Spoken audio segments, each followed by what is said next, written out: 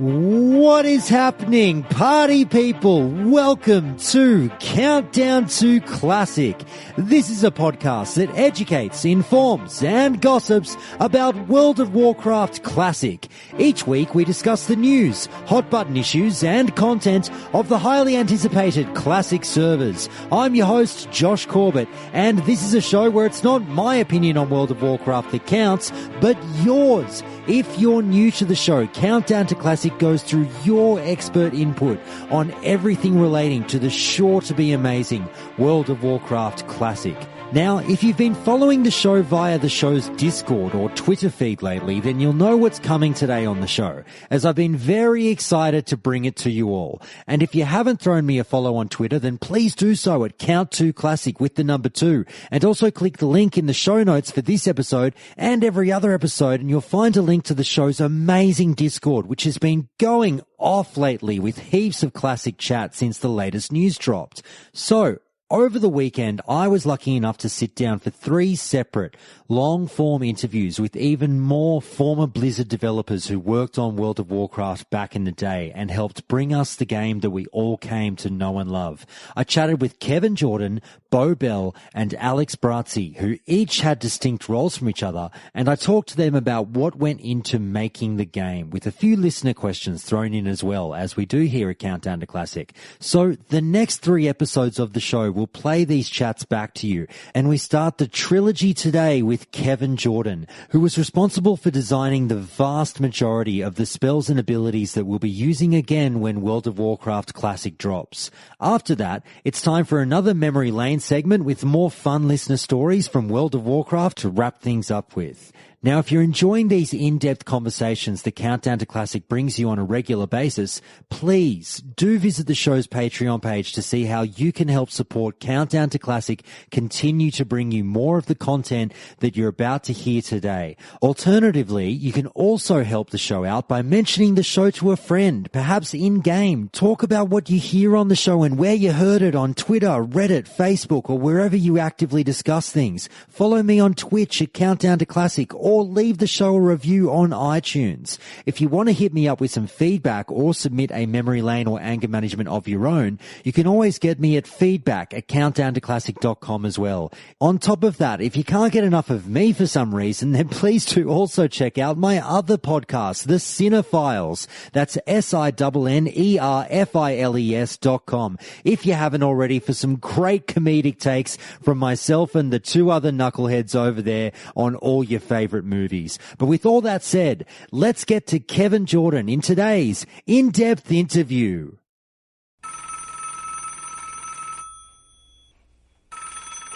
All right, it's time for another Countdown to Classic interview, and yet once again, I've been fortunate enough to have a former World of Warcraft developer afford me the time to sit down and ask them a whole bunch of questions, and I want to say a very big welcome to Kevin Jordan. Kevin, how are you? Thanks so much for coming on. I'm doing great. Thanks so much for having me. I'm excited to be here. How are you? I'm great. It's such a pleasure to sort of have so many of you in the last couple of weeks say yes to coming on the show. And I must say that some of the listeners are really excited to hear from you in relation to the specific work that you did on the game. And what I'm going to do is I'll just sort of give a bit of a synopsis of what your work was on World of Warcraft, if people aren't aware. And please correct me if I'm wrong or if I've left anything out. The run on you was that you were one of the 3 original game designers who laid the foundation for game systems. You focused on character classes, talents, spells, and abilities. And I must say that when you go to, I think it's the Wowhead page for your name, it says, you type in Kevin Jordan, and it simply says one sentence, and I think it says, Kevin Jordan essentially created all the spells for all the classes in vanilla World of Warcraft. Is that a pretty fair assessment of what you did? Yeah, I certainly did a lot of that. Everything, of course, not everything, but almost all things are a team effort, right? Right. But, by design, when you look at the credits for most Blizzard games, you'll see game design by Blizzard Entertainment.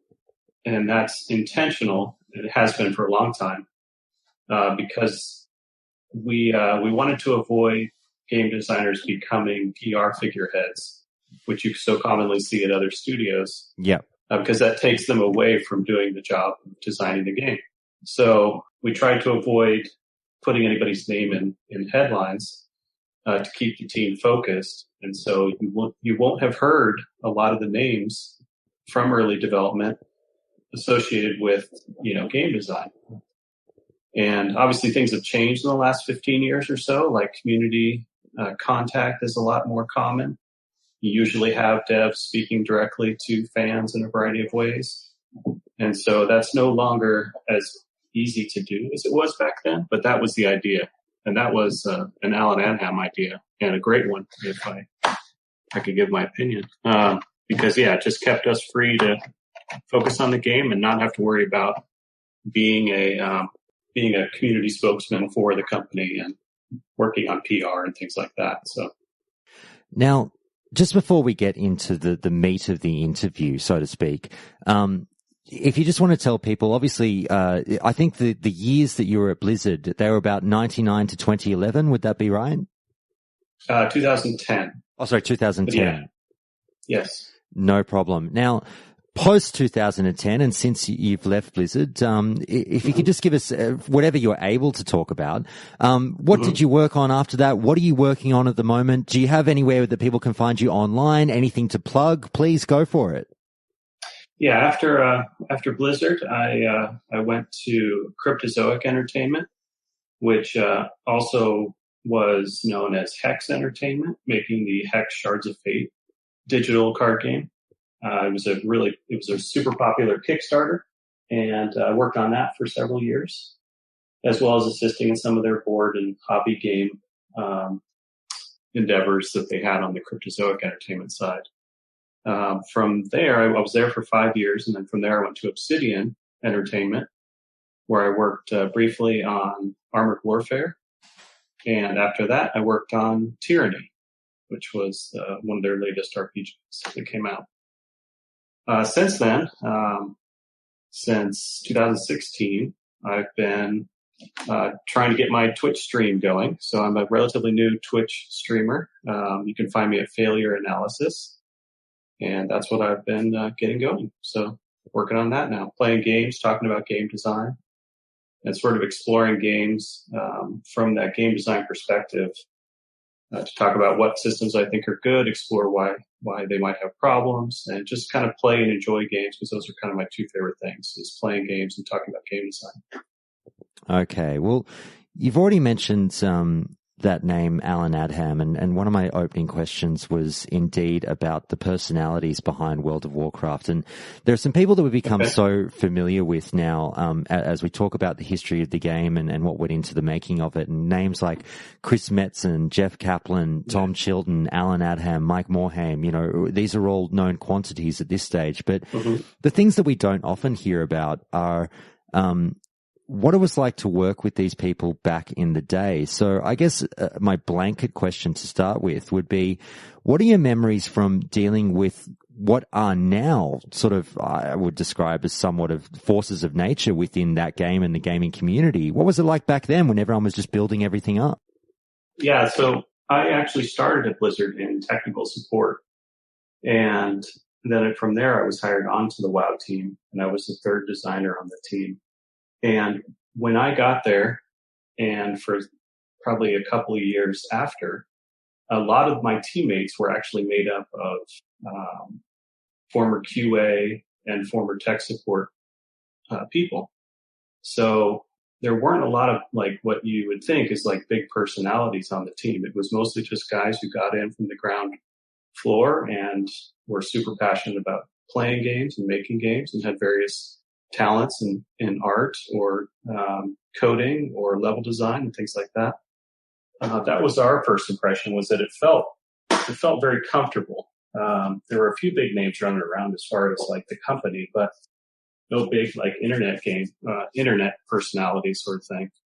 So it felt very comfortable. We felt at ease a lot of time, not like we were walking around, amongst these giants, even though they were in effect, which allowed us to do our job without too much worry about speaking our mind or telling people what we thought, what the direction the game should go, etc. So that was really nice. To speak specifically about Alan, he's one of the few people I talk about when I mention why Blizzard is the quality studio it is and why it makes the best games in the world. Up to the for as long as I was there, certainly, because he was so. He's one of the best game designers on the planet, and he's also an extremely shrewd businessman, and he's great with people. So he had all the qualities to put a team together, oversee its creation, and contribute to its creation. This game, World of Warcraft, that was a giant risk for the company. And I remember when we first started up and we announced the idea that we were going to work on it, most of the rest of the industry just kind of had a laugh, like they thought, oh, well, they're this silly RTS company. They're never going to be able to pull off an MMO, leave that kind of game to the adults sort of thing. Leave that to the professional MMO designers or developers. So a lot of people didn't give us half a chance to make a game. And it was a big risk, and it was different than anything we had ever done. And also, as we all found out, the scope of making a massively multiplayer game was so massive that it was sort of beyond what anyone imagined it would be in its development. So it was scary, but we ended up doing pretty well. I would certainly say so. Now, you mentioned again, as I talked about at the top of the show, that when we talk about you being one of the 3 original game designers. Yes. When we talk about something like that and how early you came on board the project, what was the state or the lay of the land when you arrived, and what was the role that was explained to you were going to be doing? It was actually pretty undefined. When I got there, there was this giant paper on the game design for World of Warcraft, and it was probably 300-400 pages. But it had sort of been written in this vacuum of what, here are just a bunch of huge ideas, like that we want. It's all blue sky elements. But after I got there, we still had to determine what are the major systems that are going to go in the game, what's kind of most important for a game like this. We knew it was going to be in the Warcraft universe. We actually had one of the designers. My first experience with hearing about the game was when I was in tech support, and a small group of designers and team members came around the office and sort of pitched this idea that we do this MMO. They stopped working on what they were working on and start making this MMO instead. And they asked, all right, should we do fantasy or should we do sci-fi? Should we do World of Warcraft or should we do World of StarCraft? And the fantasy side was like 90% of the people had raised their hands. So it became pretty clear that everyone wanted fantasy and not sci-fi. But after that, it was all pretty loose. And when I got there, one of the first things that we did was we sort of made this giant list on the whiteboard of all the types of things that had to go in the game, whether it were dungeons, economy, social systems, PvP, dungeons. I might have mentioned that. But this giant list of all the elements of this game that were going to be required. And then myself and the other designer, Eric Dodds, that were working full-time, and Alan was the third of the 3. Eric Dodds and I split that giant list in half. And we just said, okay, you're responsible for this half, and I'm responsible for this half. Mm-hmm. And then we just started from there. So, yeah, but when I got on the team, it was still pretty fresh in terms of what was this thing going to be and how were we going to make it become the thing it is. Okay, so with the kind of open slate or, lack of definition that you may have began with, obviously one of the things that you were loaded up with in the end was these talents and ability designs. Where did that begin with, and what were the initial trials and tribulations or complications with coming up with talents and abilities that not only were worked and also were fun, but also were balanced? Right. So the talent system came about because we started with the classes, and we knew we wanted sort of all of the classes that came out of the RTS games, and we wanted all the roles that games like EverQuest had.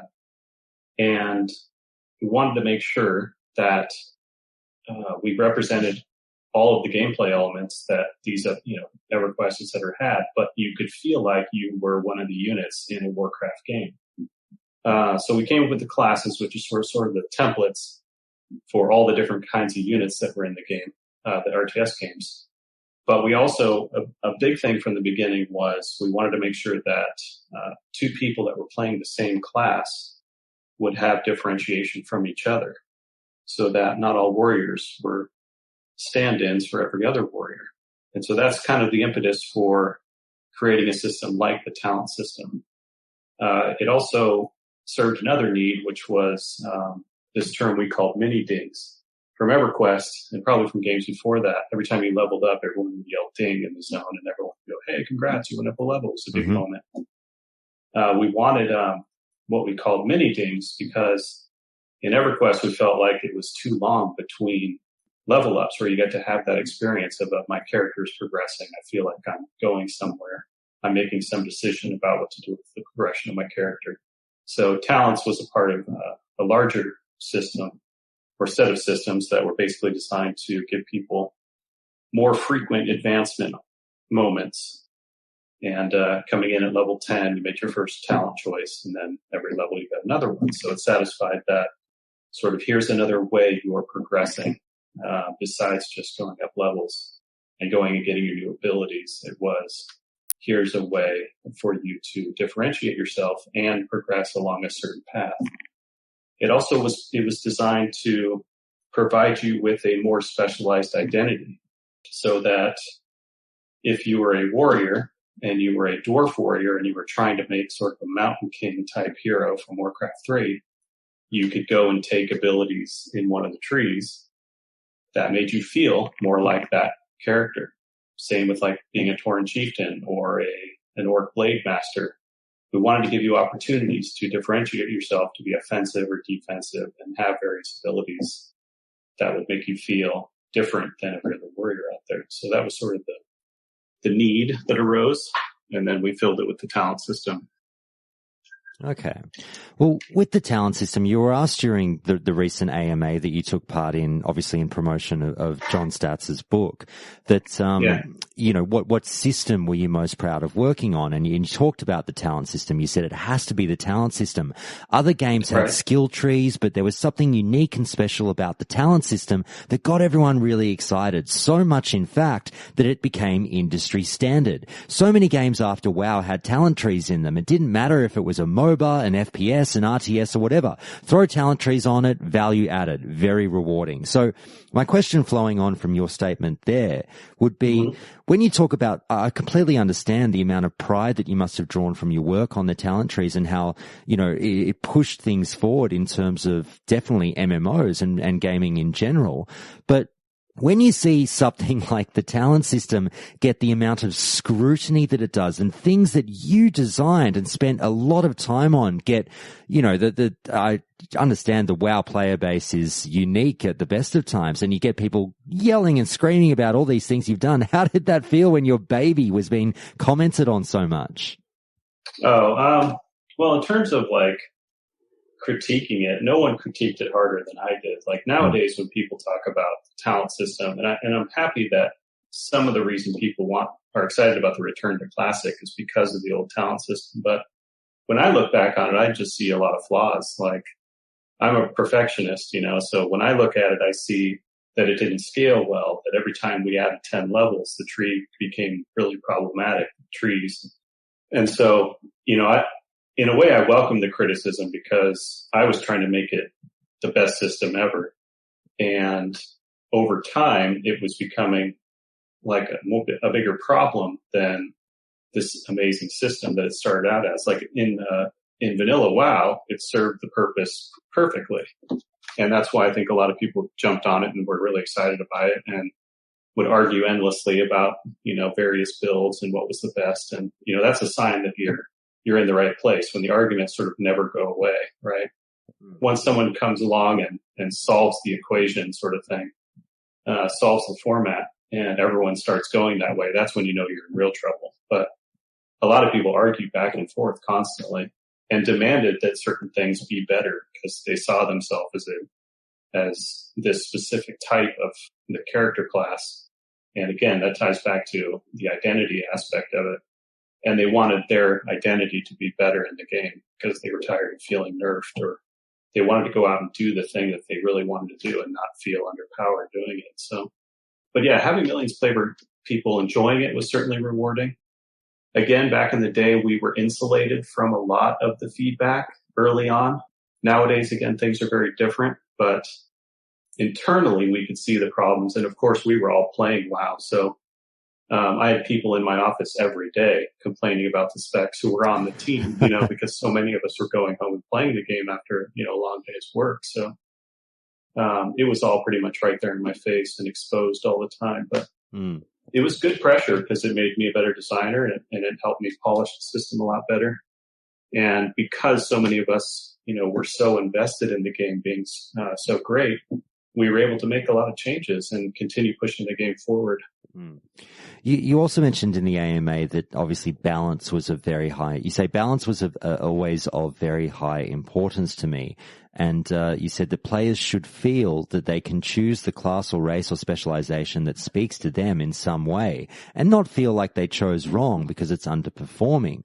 And you went on to express a bit of sadness. You said, I'm sad about the way in which some of the talents have been sort of received or used. And that I guess I would ask for a little bit of an extrapolation on that point in terms of when we talk about cookie cutter builds and the ways in which certain classes did wind up being used, in the meta of the game. Was that part of the reason why you felt a bit of sadness about what wound up happening with the talent trees that you designed? Or here's my ultimate question. Did you envision cookie cutters being a thing, or were you hoping that players would be able to skirt around it? Well, so the cookie cutter thing, and this is, how to answer this? So a common perception, or the way that the society reacts, or the community reacts within the game, is once they see something as strong, a lot of people gravitate to it without question. And so a lot of people stop experimenting. Now, obviously, we had a lot of people experimenting with a lot of things, but there were definitely moments where out of what people considered sort of an established meta, if you will, of what the best builds were, out of nowhere would come this person that was trying something new and blew everybody away. And so it isn't always as cut and dry as it seems. And one little change in the game from anywhere could have this trickling effect where all of that balance was upset and people had to sort of start again in some cases.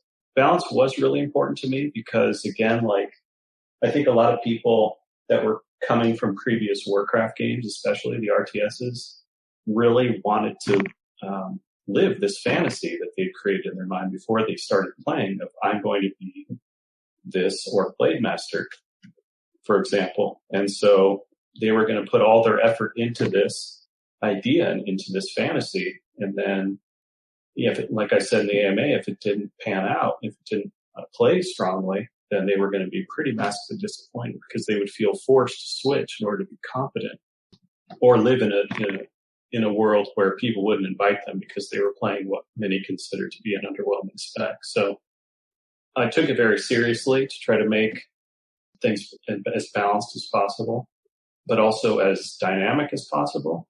Meaning, like the early Frost Mage was just, shoot Frostbolt over and over and over and over at the bad guys. That was the gameplay, and that wasn't cutting it in my opinion. Then you had the Hunter shot rotations, which were insane. That was too far the other direction. Obviously, there were a lot of moving parts to getting all the classes and all the specs to be sort of fit within my ideal. But yeah, at the end of the day, I just wanted people to be able to play sort of what they wanted. In some cases, live out the fantasy they had created before they even started playing, or just play as they go, make choices, and feel like they could, at the end of the day, trust the designer, sort of thing, so to speak, and have a good time, be competent, be able to, join up with anyone or anything, and have a good time. So that was always the goal. Well, you mentioned that spec of the Frost Mage that you said you might have been a bit perhaps disappointed with in terms of it turning into an early on, at least, just being a Frostbolt spam. And right. Were there any other specs in particular that you were always a little bit, that you wish, if you could go back in time, that you could change in terms of how they were implemented in vanilla? Yeah, the number one for me, as far as like you want to talk about my class failures, was the Redidin. It's the reason I played the Redidin to max level in almost every expansion. I also had a max level mage. I did mage, but I played the Redidin because he had the biggest failure in terms of living the dream.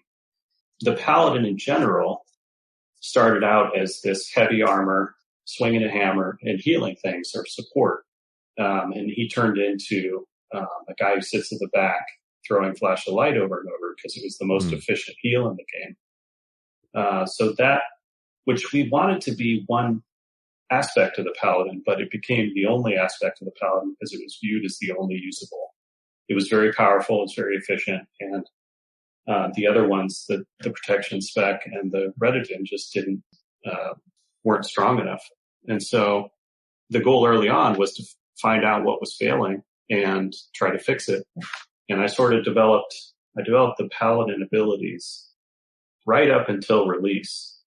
And so he didn't have as much time to mature in the testing environment, in the beta environment, so that we could fix some of these problems before the game came out. He was definitely still powerful and still playable and still fun, but he wasn't living that sort of ideal that we set out to make with the Paladin. So, which is run again, swinging their hammer and occasionally throwing support spells. So, that has to be the big one. Yeah, the Redidin is definitely something that is usually the go-to answer in terms of when people, use the term, tongue-in-cheek, the meme spec, when they sort of giggle at people who choose to play them, as unfortunate as that may be, because you should be able to play whatever the hell you want in the game. But knowing that you guys had acknowledged relatively early on that there might have been some issues with the Redidin, and going through the life cycle of vanilla, were there points where you must have felt that it was still fine in a way, like it wasn't a complete disaster? I'm sure changes would have come in a little bit earlier. There must have been some level of satisfaction from Blizzard where the Redidin was at through vanilla. Would that be fair to say? So I really liked how he played to some extent, but I didn't think he was powerful enough. Right. And he was fine soloing, whereas other people had to sit and drink, he could probably just throw a heal and move on to the next one. So he was one of the more efficient classes at the start before Burning Crusade came along, and all the classes sort of became really efficient, and drinking and eating sort of became a thing of the past. But so in terms of soloing, he was still fun, he was still competent, but he just wasn't getting invited to any group content or any raid content that mattered to people. And so, that was sad. But it's not like it wasn't playable or like you literally couldn't advance in the game or anything like that. So, and our raiding content, was slow at first, so we didn't have a lot of it. And people were still trying to figure out, how to beat a lot of that stuff. And so that bought us some time to work on the big picture, the problems and, things that were more pressing than the fact that the Redidin wasn't getting invited to raids, because it was still so fresh that the problem didn't really become as big a problem until later on in the game's, life. So. Okay. Well, coming back to a class that we started talking about, being the mage, as I mentioned, we turned to a number of listener questions in this show, and it's very much so a community-driven show. So listener Axros posted the following question for you, Kevin, when he said, I've never really had the opportunity to ask class questions, so I'm just going to ask this one about a bit of a pet peeve from Burning Crusade onwards. Now, I know even though we're a classic-centric show here, more than happy to ask Burning Crusade questions and really whatever, talking about World of Warcraft, so it's fine. So, Kevin, how do you feel about the elemental build for mages? From what I've understood, the build more or less just happened at random. Given the addition of spells like Frostfire Bolt later on, it seemed like Blizzard liked it distinct, but just didn't manage to make it viable again. So what would you have to say to that? Yeah, we definitely liked the idea. And yeah, we were always scrambling also for new ideas, new things that were powerful and interesting and visually distinct. That was a big part of the classes. We wanted people to look at a class or look at a character and if not be able to tell what he was immediately based on what he was wearing or how he looked by his gameplay as soon as he started fighting something. And so Frostfire was, a great example of the kind of thing where it's like, well, as soon as you see this bolt come out that looks so visually distinct, you're going to know what that guy is all about. So we like that idea. And also we wanted to make sure that he wasn't a one-trick pony in terms of damage types. So that was the other idea. Because if he's a frost mage or a fire mage, he had this potential problem of, well, what if something is even just slightly, resistant to frost or fire? Does that mean he gets kicked out of the raid spot? So we wanted to make sure or try to create a system where he was mixing his damage types in interesting ways. And that one was designed to attack the weaker resist. So. Okay.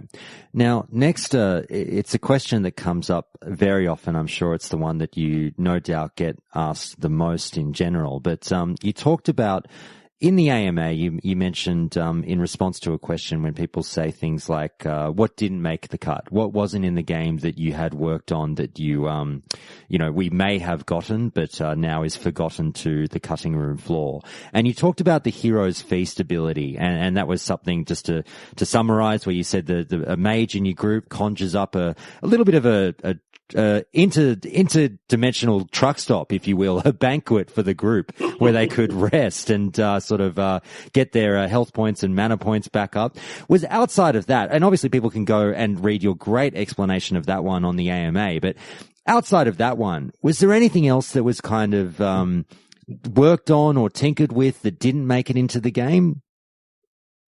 Yeah, we talked about this list of love. I don't know if you've heard that phrase before. No. But so wish lists are almost always seen by developers as this is never going to go in the game sort of thing. Mm-hmm. When you talk about a project, right? Like people say, oh yeah, we'll put that on the wish list. And everyone's like, oh, here we go. That just means it's never going to go in. Right. And so we have a wish list, but we didn't want to call it that to people because they would assume that just meant their idea was dead. So we called it this list of love. And, but we actually firmly believe that at some point, all of these things were going to go in because it was a living product that we intended to support and keep improving for the next decade or as long as people wanted to keep playing it sort of thing. So it's hard to think of something that we really wanted to be in the game and didn't eventually make it in. The biggest thing that still hasn't gone into the game is probably player housing, which is something we just never worked out the details on how to get people to walk by, right? Like traffic was so important for player housing to succeed. You had to have people just walking by naturally and seeing your place and being like, wow, that's a cool house. But, previous games like Ultima Online, where it was like there were houses everywhere, it was both a great success in terms of traffic and horrible because it marred the landscape with millions of houses, right? So we had ideas for instance housing and neighborhoods and all those things. But every time we instance or put it in places behind, gates, it was like, well, why would anyone go to this place? And so we never quite figured out the best way to implement player housing, which was always a cool idea, right? But it just never came to full fruition. So, well, outside of things that perhaps the staff really wanted in the game, and now that you've introduced us to the reality that was the love list, what were some of the more outrageous suggestions? And perhaps if I asked, I'd totally appreciate that it was a very long time ago, but do you recall at all what maybe the best of the love list was? A big thing on my list was always PvP. I wanted it in faster and earlier than we were ever prepared to put it in. Some outrageous suggestions. Gosh. Anyone get laughed out of the room for anything? No, I don't remember anything like that. Yeah, we were all pretty serious, especially after, we had gone through such a dev cycle. Maybe I'll phrase it this way. Is there a talent that we got in the game that started out drastically different than how it formed in your head originally? Or an ability, I should say. An ability? Okay, so you guys remember Lacerate? It was at the bottom of the Hunter survival tree. Mm-hmm. That one still makes me giggle because it was like, if I remember right, it was like this was your capstone, essentially, the ultimate ability in the survival tree for the Hunter. And it was something like 133 bleed damage over 30 seconds or something like that. And so, yeah, just like how everyone sort of missed that, especially me and the people working on the team that were close to that. Yeah, but that is something that I should be laughed out of the room on because it was just so bad. Yeah, just completely missed the mark on what like an end of a talent tree ability should be. Any talents or abilities that you're really particularly proud of that you put sort of close to number one on your slot where you just say, I made that, that's awesome, works exactly as intended? Oh gosh, you're going to make me bring it up. I have to look them over. I did really so one of the classes I'm most proud of, if you talk about, since we hit the Paladin earlier, was the Warrior class. I was really proud of the Warrior class because it was the first time in games, in MMOs, where the Warrior really played. Like in EverQuest, he had like 2 buttons. He had kick and taunt. I think that was it. And he was really just there to make sure he secured aggro and then take damage and tell people to heal him if they didn't see it. And so our goal was to make him a playable, aggressive, just had just as many abilities as anyone else and super dynamic and fun. And I'm really proud of the way the Warrior turned out because the Warrior is such an iconic role and character class from games.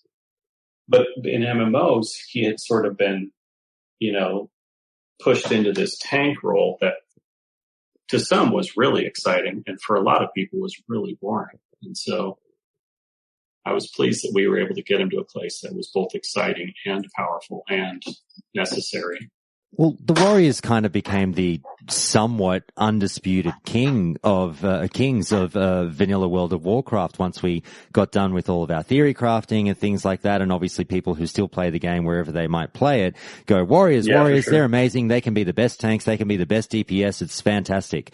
Is that something that was in the plan, or did you kind of, once they were done, go, oh, wow, these guys are kind of OP? Well, yeah, so the Warriors rage system, we knew going in that it was going to be somewhat broken, right? And here's the cycle it always took, right? Like you start the cycle with, you roll out, you have bad equipment, your rage doesn't generate very fast at all, you don't get to push as many of the buttons you want, and then you get better gear, and suddenly you're generating rage hand over fist. You can't push your buttons fast enough.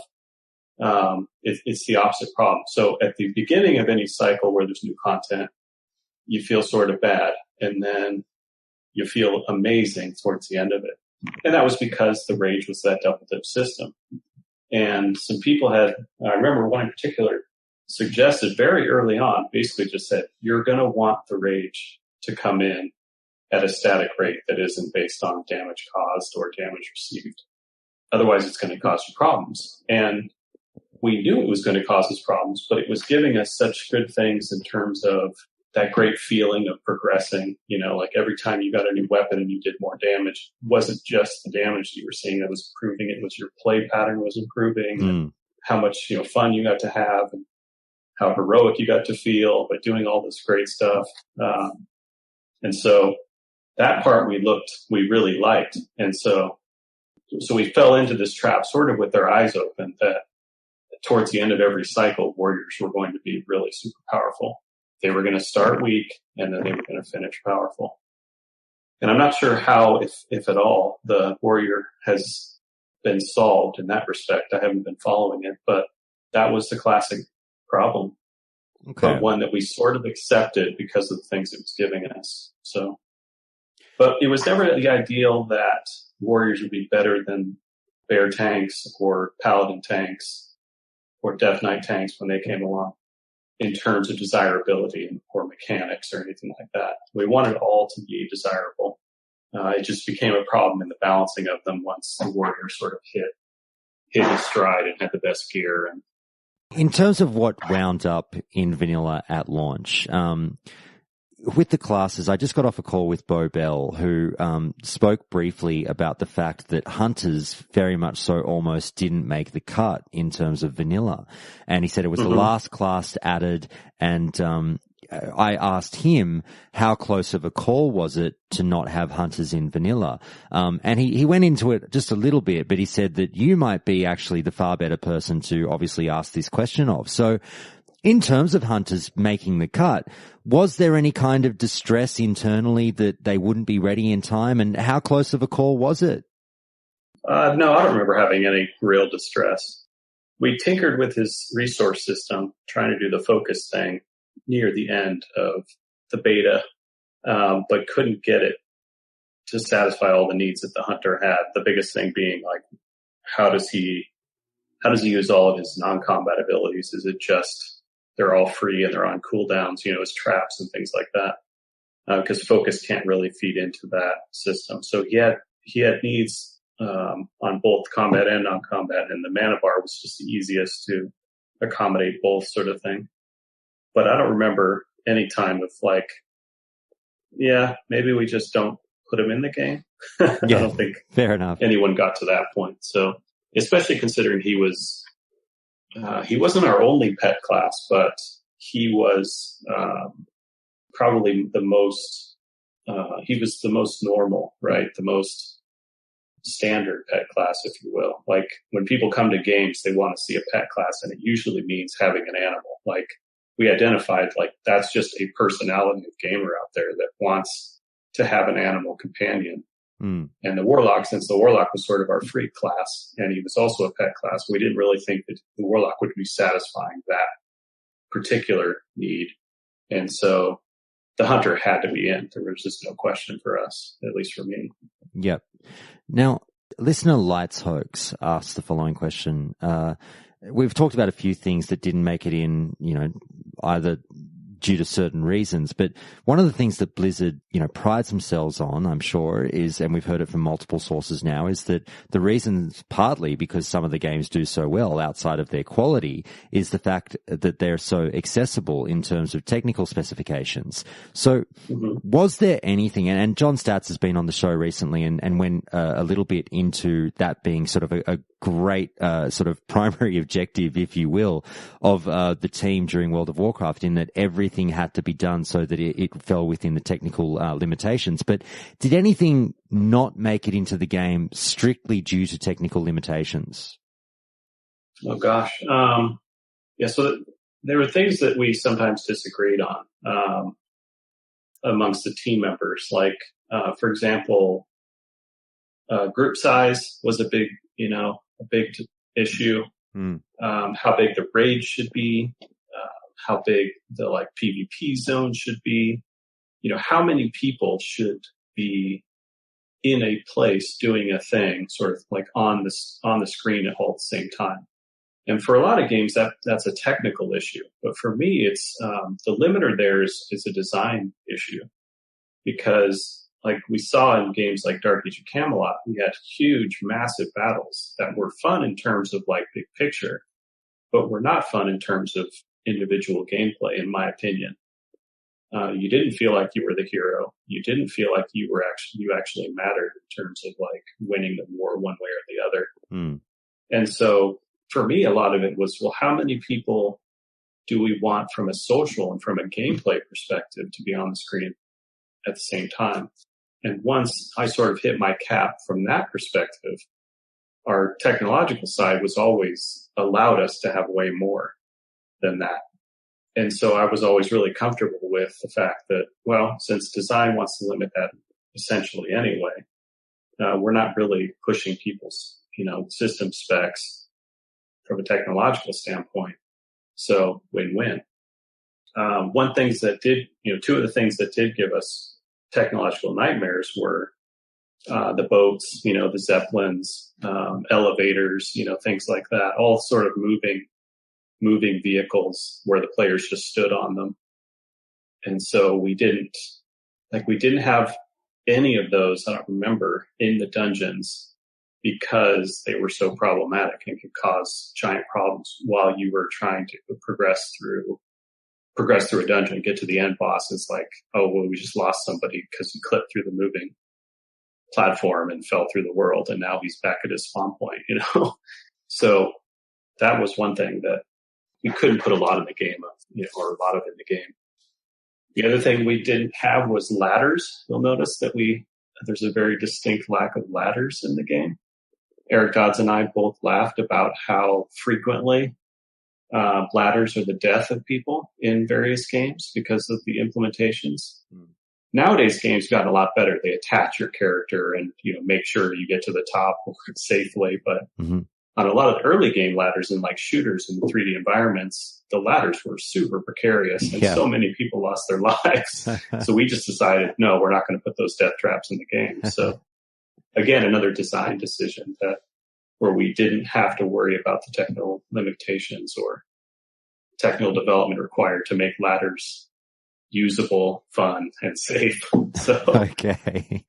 Now, the next couple of quotes that I've got for you, or questions I should say, are along the same vein of rotations. And so 2 listeners have written in. And firstly, we've got Windred Kindred, who says this: the only thing I want to know is, why did Blizzard even make a lot of abilities when the best possible rotations for most classes wound up only using 1 or 2?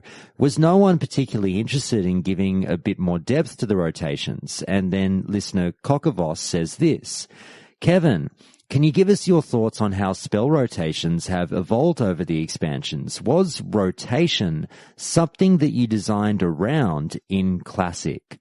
So, and they say, for instance, did you consider that in a raid, warlocks would continually be shadow bolting and hunters would be weaving their abilities between auto shots? And obviously, as we've talked about, you talked about the frostbolt spam. So what would you have to say in relation to those 2 questions and the rotations and sort of, a number of classes turning into, hitting the same 2 or 3 buttons perhaps over and over again?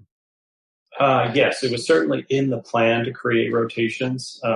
We had 2 different gameplay modes essentially to solve that for, which was single player content, and then raid boss content was the high end. The rotations you use in both of those situations could be very different using different abilities because one dies so much faster than the other. For example, the rogue combo system goes to 5 combo points, but we knew that typically you would kill a single, non-elite mob in 2 or 3 combo points, and then the rest would be unnecessary. But once you were fighting an elite or a boss, you'd be getting up to 5 frequently and using it in a different way. So we knew the gameplay would change, but it was never the intention for things to just be spammed over and over. It was always the intention to bring in a healthy, fun rotation and then have moments where certain abilities were answering questions or solving problems so it might be hovering there unused until that moment. But yeah, we never wanted it to break down to 1 or 2 buttons. We felt like, 3 or 4 was typically where we'd land on sort of a raid rotation. And then depending on the environment or the boss's abilities or what your job was, things would vary as far as what buttons you use more frequently. Okay. Now, I don't wish to sort of flog the proverbial dead horse, if you will, but still sticking to things that in terms of specs that, perhaps weren't used in the way in which they had been planned. I've got a relatively long question here, but I can assure you the post from the listener brings up the same topic, but I can assure you the question is different at the end. So listener Techno Deep says this: Kevin, I've heard tales of many things that were in the original designs that didn't make it. Disciplined priests being tanks, shamans having a tanking spec, demon hunters, which are perhaps even featured on the box art, or so it appears. Assuming any or all of these were true, what were some of the challenges that prevented these from going through? So don't worry, we've answered that in a way. Don't worry about that so much. Do you wish you could have made them work some way? My understanding from the BlizzCon panels is what happens to many hybrids, such as Paladins only healing in raids, was not the original intent, but what the players evolved the meta to, you just went along with it. Now, here's the part of the question that I want you to pay attention to. How would you have done it differently to prevent this from happening and have kept the hybrids played as originally intended? So, if I were to add an addendum, I would say this to you, Kevin. If Doc Brown turned up in the DeLorean right now and said, you can go back, you can do it all again, what would you do differently with class design, maybe, paying a bit of attention to what happened with hybrids? Is that the only place I can go in the DeLorean? You can go. Let's go wherever you want. Oh, okay. All right, after I do all the other things, I'll come back and work on class design. Yeah, so what we found pretty early on, and I can say of those three that you mentioned, no, we didn't intend the Demon Hunter he didn't almost make it to the core product. Okay. No Disciplined Priests were not intended to ever be a tank. The Shaman had heavier armor, and so him being a stand-in tank up to the level where sort of like Sunken Temple-ish was okay in our mind, but we never intended for him to be a full tank for raids and things like that. Just to answer that more definitively. Mm-hmm. So regarding the hybrids, what we found early on was that we set our expectations too low in terms of competitive values in the various roles, right? So what a hybrid is to me is someone that can do multiple roles sort of at the same time. They can be a tank and a DPS at the same time. What that meant to us early on was that, well, he can't do both of those things at sort of the 100% mark of a true tank or a true DPS. So he has to be 10% or 15% worse in both of those in order to make it fair.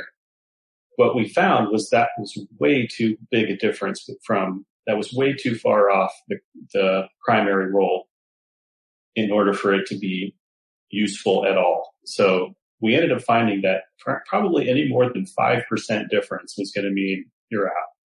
And that was despite the fact that player skill and player engagement was way more important when it came to effectiveness as far as the player's output goes in those various roles than the buttons they were actually pushing. Just the fact that they were pushing their buttons in the right order and they were focused on what they were doing rather than being AFK half the time or, not doing the rotations well, whatever it is. But at the highest end, the very highest end where people were competing for spots and they were all fully engaged and they were all using the right rotations, we found that even a 5% difference meant it wasn't worth doing at all. Go back to being a primary role, and there's no off-tanking for you sort of thing. You're either a tank or a DPS. You're not both. So we started to, slim the numbers down or slim that difference down over the next couple of years after that we realized this to get hybrids to be in a better place. But it was never the goal that they'd be able to do both things equally as well as someone who specialized in that thing. So we wanted to offer them flexibility without the power level. Okay. But we went too far on reducing the power level. So. Okay. Well, you mentioned just briefly there in passing that the Demon Hunter was never intended to be a part of vanilla. So is it the case that's not a Demon Hunter on the box art there? No, the Demon Hunters are definitely a part of the world and a part of the lore. I don't remember specifically what the image looks like, but I do remember. It was an excessively jacked night elf with what looked like something, a glaive in his hand. Okay. And I think he might have had a blind on as well. Right. So our vision of the Demon Hunter at the start of the game was you would be a night elf hunter that dual wielded and took a certain, spec that would make you sort of aggressive as a dual wielder, right? And we would have gear in the game that made you look, eventually that we would have gear in the game that made you look like this cool demon hunter just without the wings. And then we talked about hero specs, satisfying that need to actually go on a series of quests or get a certain series of abilities that actually define you specifically as a demon hunter and then give you wings, that kind of thing. They ended up making it its own class, so they went a different direction. But again, the box art was sort of there to create in your mind this fantasy of what is it that I recognize from the Warcraft series and want to become once I start playing this game. I'm going to start as a lowly something. What is it I'm going to become towards my path, Now, I spoke with Alex Brazzi yesterday, and he had a tongue-in-cheek question for you. And he said, Josh, you got to ask Kevin this. Kevin, why did you steal Demon Hunters for years from the players? So I withheld, I'll be honest, because I wanted to do it right. Demon Hunters were such a specific thing, right? With such a specific role, such a specific history, and a specific look. And I didn't want to kind of just toss it in, right? Like, I didn't want it to be this thing that, you had to pretend you were. I wanted it to be something you actually earned, achieved. It was a title. It was a change to your character, that kind of thing. I wanted that for all of the classic, War 3 heroes. The Blade Master, the Tauren Chieftain, the Mountain King, that kind of thing. But slowly but surely, we could not lock down the hero system idea, and the classes were already so much work. And also in terms of all the content that we looked at doing, the content that served the widest audience was always at the forefront. And so that's why you didn't see race quests for a long time, or even class quests, because every time we put that kind of content in the game, it was for 1/6 or 1/9 of the populace. And so it was much more difficult to justify when we were scrambling just to make sure there was enough content for everybody. And so things like hero classes, it was another problem because we assumed that they would be sort of race class specific. So it was hitting both things that were going to make it super narrow. And we wanted to do it right, which meant creating quite a bit of content so that 1/48th or 1/54th of the people could actually enjoy. And we wouldn't have them all in one patch, or one expansion. We would have had to put them out in batches. And that would have been a whole other nightmare of who gets priority and things like that. So I wanted to do it right. And because of the nature of it, it was difficult to do right under the weight of everything else we had to do and do right now and get right. That eventually just got pushed off further and further. I'll ask you another question from another listener who says this, and I've forgotten this listener's name, so I do apologize to them, but they asked this question. Can you enlighten us a bit on some of the nuances of game balance in the development of spells? As an aspiring game developer, I feel it's really fun coming up with spells that match character lore and themes, but balancing then seems like a difficult task that may cause some of your favorite spell ideas ending up on the cutting room floor. Do you determine spell viability through just playing your own game, or are there other interesting processes that go into it?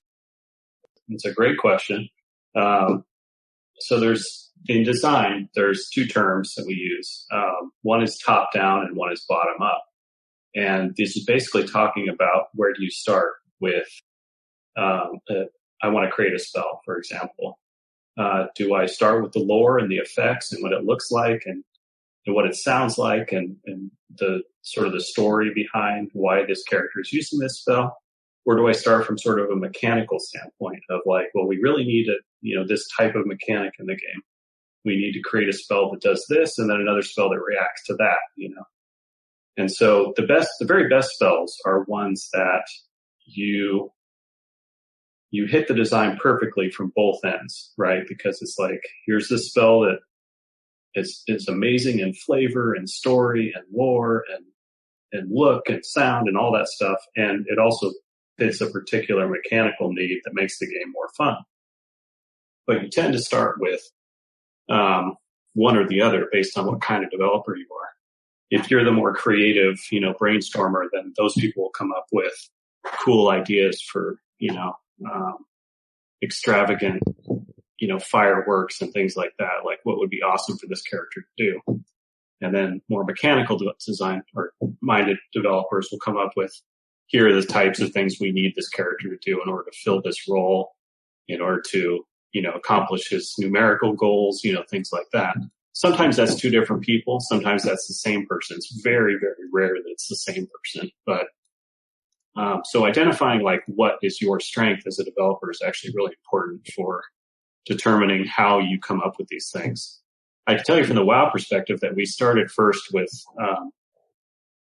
the top down, right? Like we envisioned the lore and the story and the effects, and we had all these examples already from the previous Warcraft games of what these kinds of characters, these character classes should be doing in the game.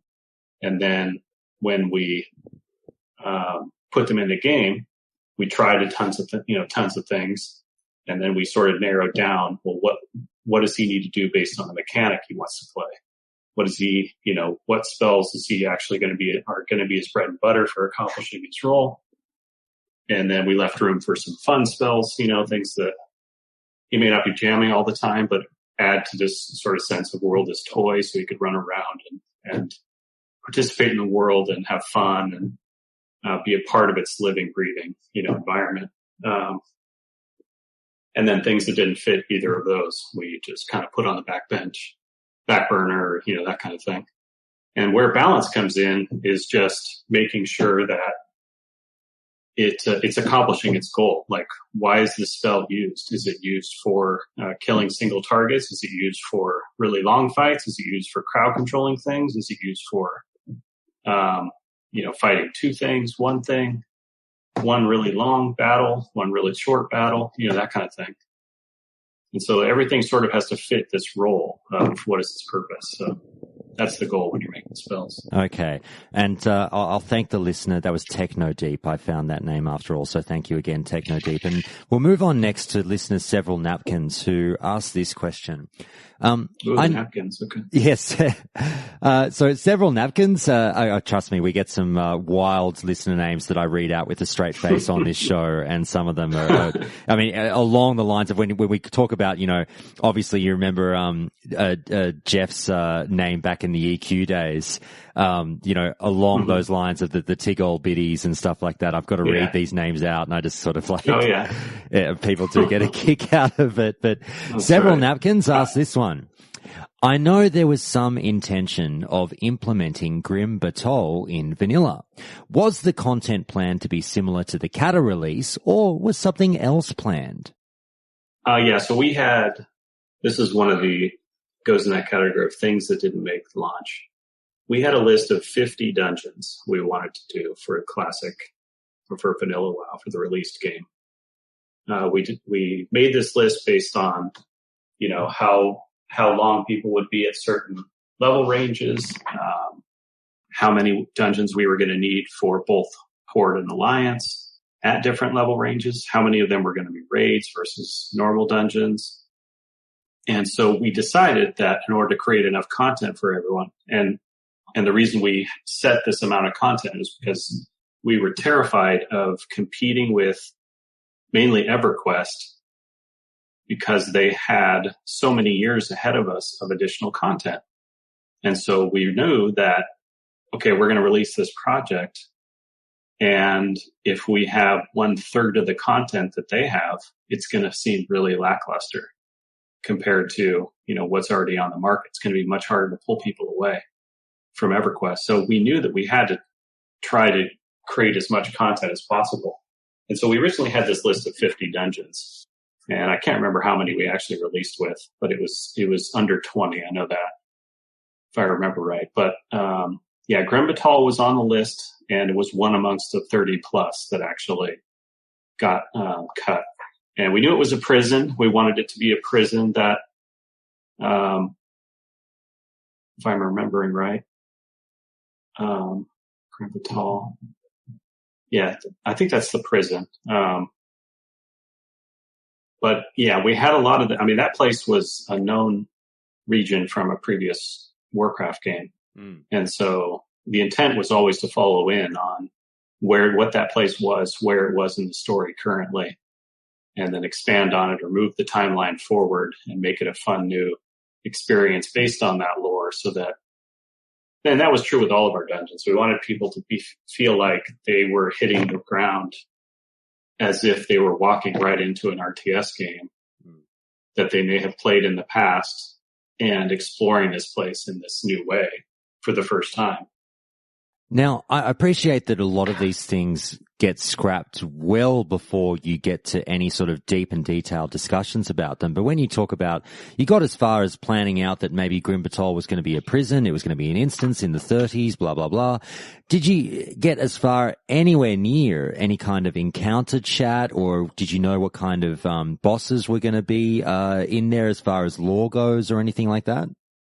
Yeah, for almost all 50 dungeons, probably not all 50, but nearly all 50, we actually had pretty in-depth meetings where we talked about the story going on within them, who was going to be the big bad in it, what kind of environments or specialty rooms that would be present, that would showcase a cool, art flow or gameplay flow or whatever it was. So these meetings were pretty detailed, with the intent that we would be making them, or we would be setting a level designer loose on starting it immediately, because we knew that was going to be one of the tightest schedule points in the game. So we had these meetings so early on to basically make our level designers, give them as much time to make all these things. And then we quickly found out, based on schedule and scope, of how long it took to make a dungeon of high quality, not to mention all the other things that had to be done to it after it was made.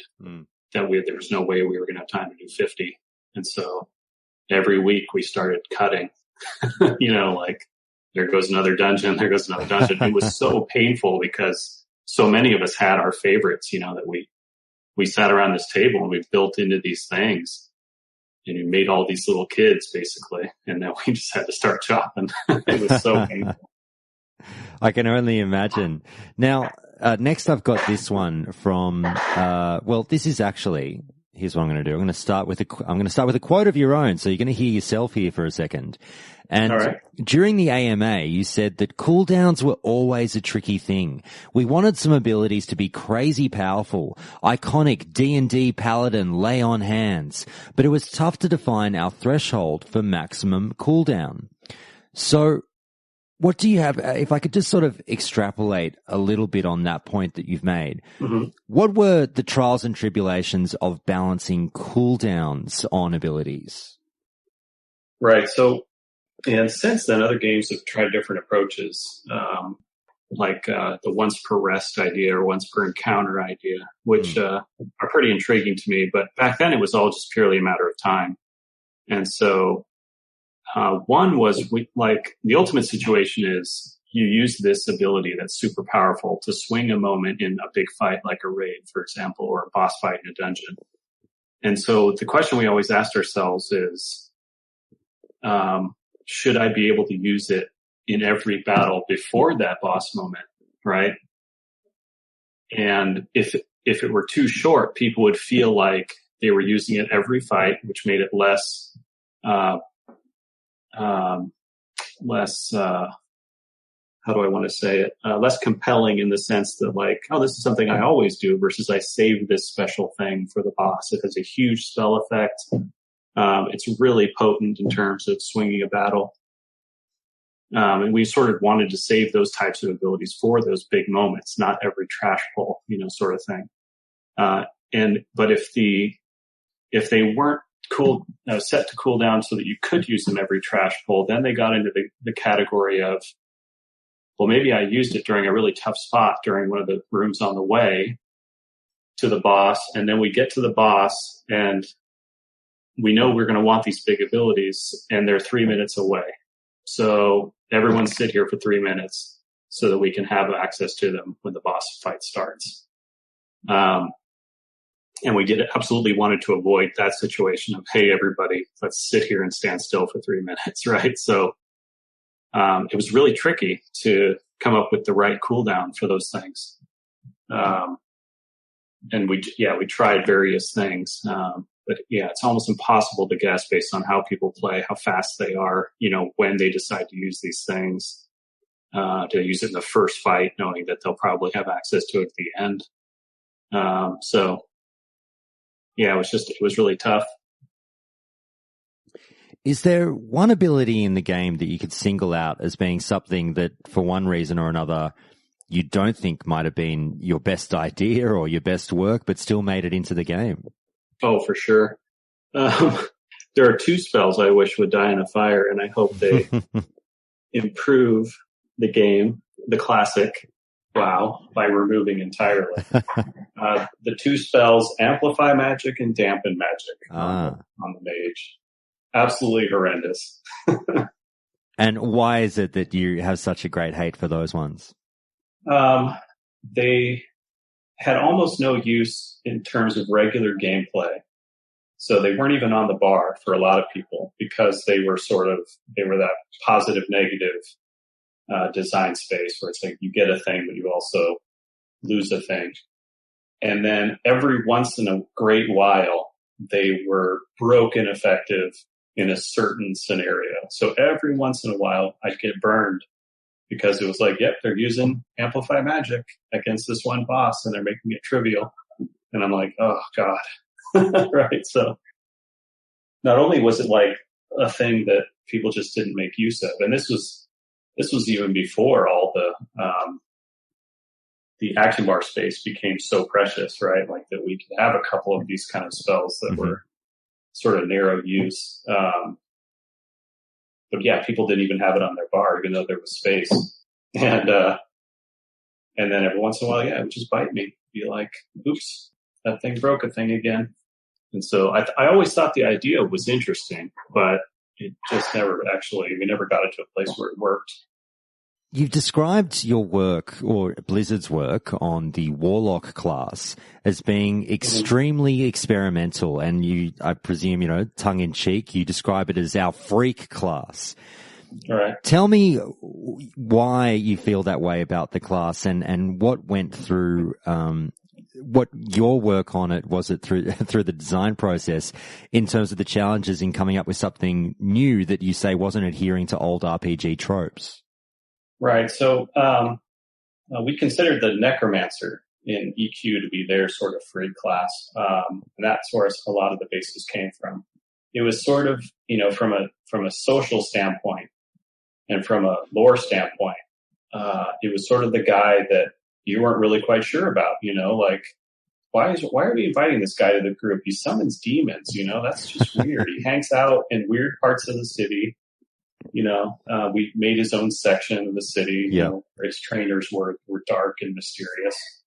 And even the name of the class, the Warlock, right, was different than, most games, RPGs, or MMOs had at that point. So that's what I mean in kind of terms of like, he's just very different. He's the thing that doesn't fit perfectly into this, like the social expectations. He doesn't, not so much in play mechanics, like he's still a pet class, but the things he summons are odd, from the good-bad perspective.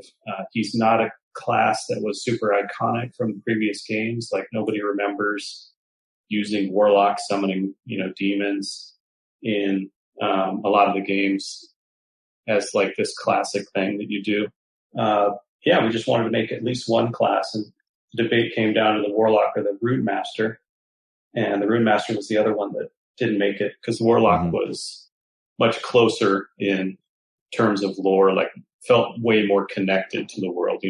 This guy that summons demons, because we had Orc Warlocks obviously in the past and everything. So the Runemaster would have been a brand new thing.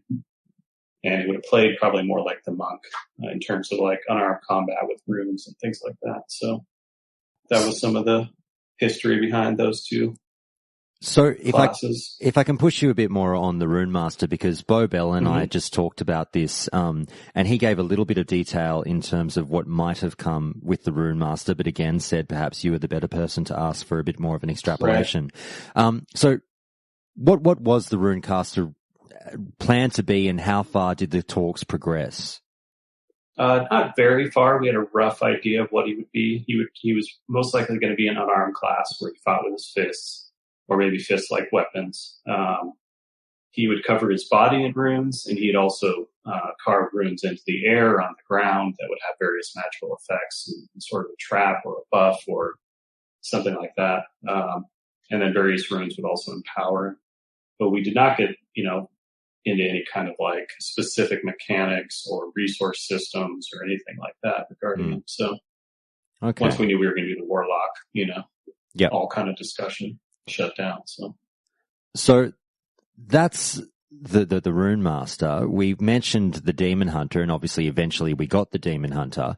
The other thing that you mentioned that people often talk about as well is the Necromancer, and people say that, well, that was kind of partly at least rolled into what we got with the Death Knight. What can you tell us about what the Necromancer was going to be in vanilla World of Warcraft, at least at the early stages of planning?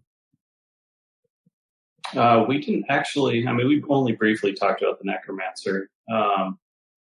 And ended up making the Warlock instead. Like, the Warlock to us was a stronger candidate for what the Necromancer typically is, and certainly was in EQ. In EQ, he was basically, an undead summoning pet class with all of his kit around, undeath and disease and things like that. And so we ended up making the Warlock instead, fit a lot closer with some of the lore, even though we've had Necromancers as well. But yeah, and then the Death Knight came along, and that ended up being sort of one of his, alternate specs, right? Was he's able to summon more, creatures for undead,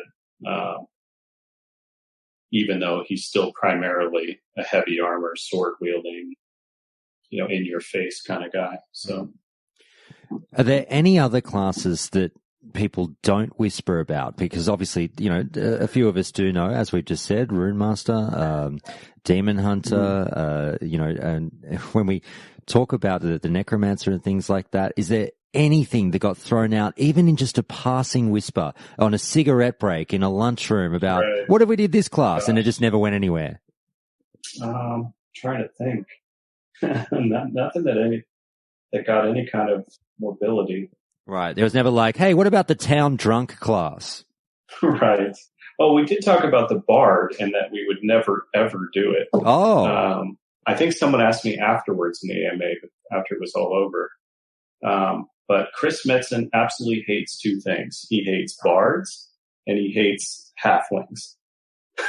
So there was no way we were going to ever do any of those things. Those were his, that was his line in the sand for those two things.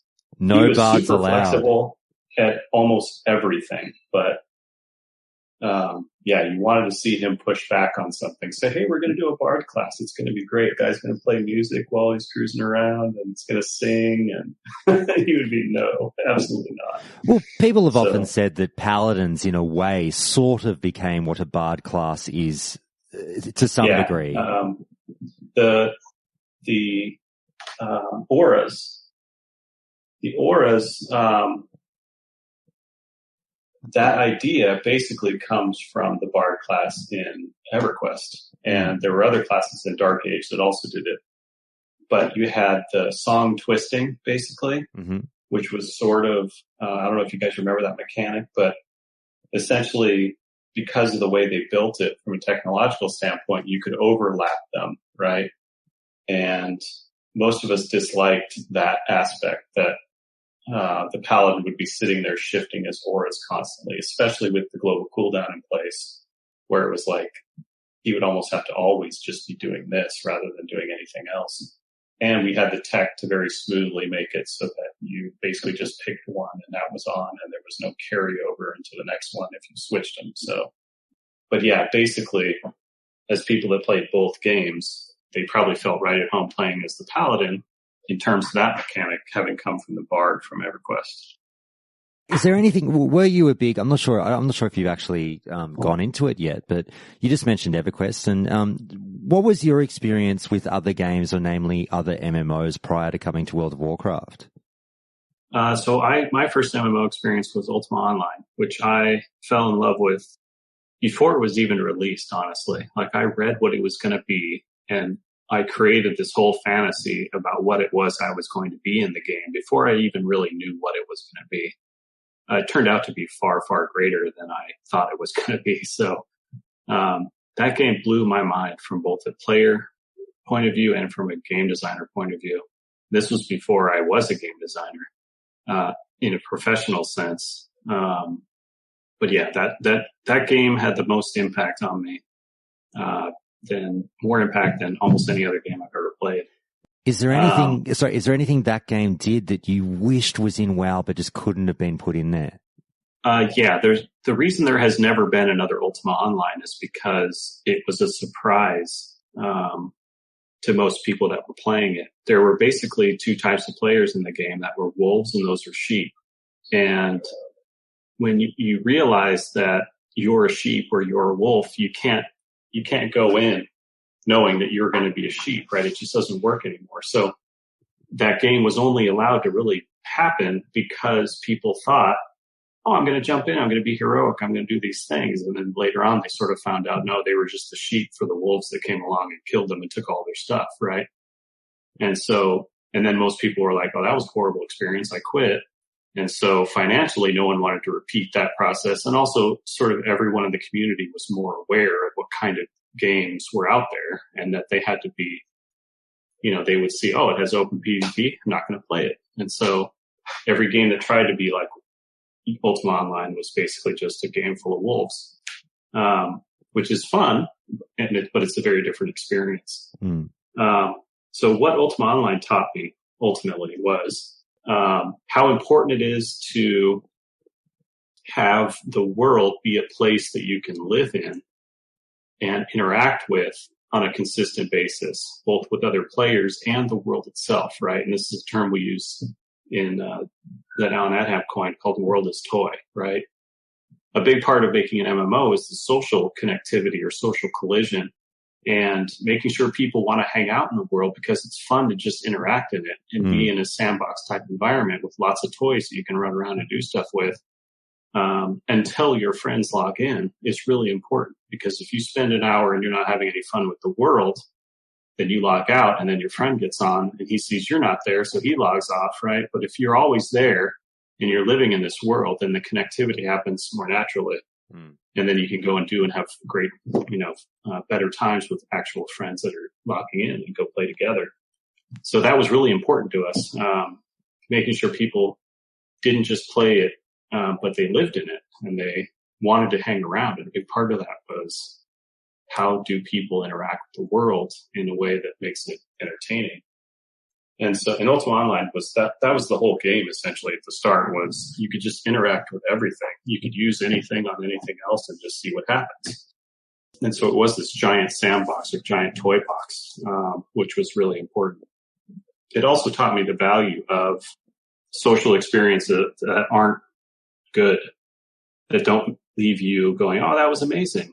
Ones that are bad are actually just as important to the overall experience that you have in a game from a social standpoint, because it also creates connectivity to the world. You can go too far with it where a bad experience makes you quit, but if you can get close to that point without quitting and then come back full circle to a positive outcome down the road, then that's the ultimate experience in that circular sort of way. You start with bad, you end up with good, and it's far better than it was if you just went straight to good. So the sort of peaks and valleys of the emotional experience. And so that's what I got. And I played that game religiously for probably 3 straight years. And then I went to EQ after that, where the vast majority of the WoW team were veterans of, and almost nobody had played Ultima Online or had played it very briefly and hated it. But I went to EverQuest and I played for probably 20 or 25 levels and then just fell off it pretty hard. Like it did not have the social elements. It did not have the world as toy elements that I thought were so captivating in this other game that I just finished playing. So this was a game about loot and it was about dungeon runs, which is super fun, but didn't have that full-bodied experience that I was hoping for. So what I really wanted in WoW was to make sure that we didn't just make EQ2 or EQ++, that we blended both of the ideas in that world is toy, social interactions that had a wide range of outcomes, not just all good, and then also just a really deep progression game, which EQ offered. So, being an EQ player, were there any classes in that game that you never thought to pitch but secretly kind of would have liked to see in WoW? No, we hit all the main ones. I remember their crowd control classes. The Enchanter, which is what I played, was a really unique experience. I tend to go for the underdog classes, the classes no one believes in, and they're kind of like, oh, that class is dumb. That's the one I always go straight for. So I ended up playing the Enchanter because nobody played them. They just thought they were really bad wizards. And then the Enchanter had all these crowd control abilities, which turned out to be one of the most important ways of winning the really tough fights. So by the time I got to level 20, the server as a whole had discovered this, and I saw just millions of enchanters being made.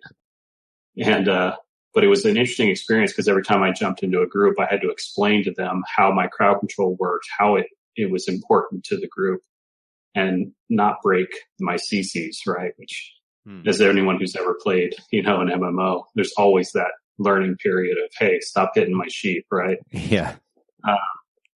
And so that was something I went through in the game.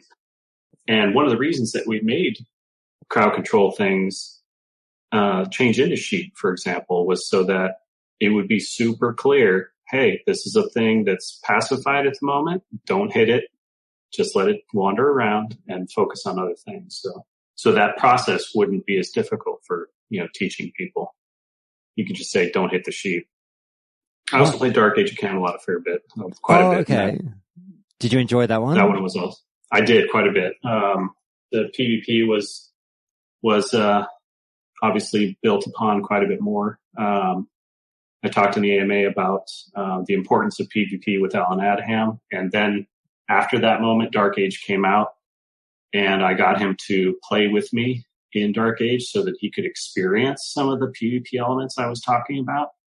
And he sort of became my biggest disciple of PvP. Every time I'd log in, he'd just be like, let's go. I want to get more, PvP action. And so it was pretty funny to watch him go through this experience and have some of these experiences for the first time, which I had a zillion of in Ultima Online. But yeah, it was really fun to watch him just go crazy for it and sort of be proof of concept of why we need that kind of stuff in WoW. So I got a lot of enjoyment out of that game.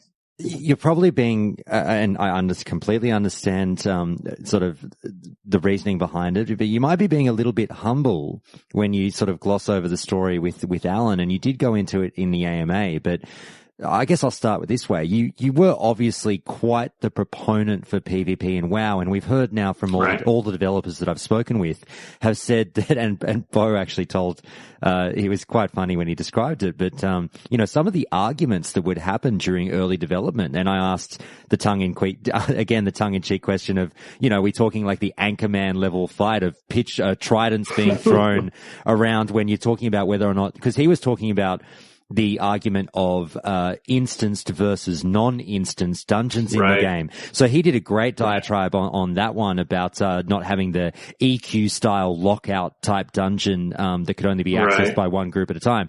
But I guess I'd ask you, in relation to the PvP versus no, let's not do PvP in the game argument internally, was that a really heated one? And I'll bring up, once you're done with that, the story, if you're comfortable with telling it, sort of what I would think is a pretty big role that you had in bringing PvP to WoW. Oh, right. So, yeah, it was super heated. And the thing I will say is, okay, so Alan basically announced this thing eventually and said, hey, we're going to have PvP in our game. And everyone sort of flipped out and lost their minds. But he was the founder of the company, right? And he was a sort of unapproachable person to a lot of people. A lot of people probably didn't feel comfortable going up to one of the founders and saying, you're out of your mind. And so they would come into my office because I was someone that was approachable. I was sort of, still a junior member on the team, or for whatever, obviously I just didn't have the clout, And so I would end up enduring tons of the abuse from everyone who was like, really, really opposed. And a lot of it was just they didn't understand what we had in mind. They hadn't actually experienced the formats that we were talking about. And all of their experiences had been somebody just randomly came up to me, killed me, and took all my stuff, right? And set me back hours and hours and hours, right? And so that, again, the idea that it was synonymous with griefing, PvP was pretty prevalent. And so we had to calm people down and explain to them how we're not going to do that. We're going to do this other thing. That's amazing, right? And it took a lot of doing, and it took a lot of, again, I don't think it takes someone of true vision, and a person who has some authority, like an Alan Adham, in order to sway an entire team or entire company around to doing the kind of thing that's right for the game when everyone is opposed at the start, or nearly everyone. And so it's a pretty astounding thing that it actually came to be. But yeah, amazing. And what a difference to me it had on the game, especially. I remember that being one of the main things that sort of was going to determine how much fun I was going to have playing this game, not to mention developing this game, right? So if it had gone the other way, I'm sure I would have kept at it, but it would have been a totally different experience. Well, it's another great example, and John obviously gave the example of the moment when he designed, because John was very pro instance dungeons, and he went away, did his own thing, and designed an example and showed it off to the higher ups and got them on board with instance dungeons. And it seems like you've had somewhat of a similar input in terms of PvP. So it's great that, I just say thank you for having the role that you did in pushing management on perhaps accepting PvP. So thank you from everyone for that one. But of course. I will say also, just real quick, that's another thing Dark Age was able to do for us as developers, which you should thank Dark Age for. It was proof in concept for Alan as well, because I took him into the dungeons and I basically said, okay, this is what a dungeon feels like when you delve into it from start to finish and kill a boss.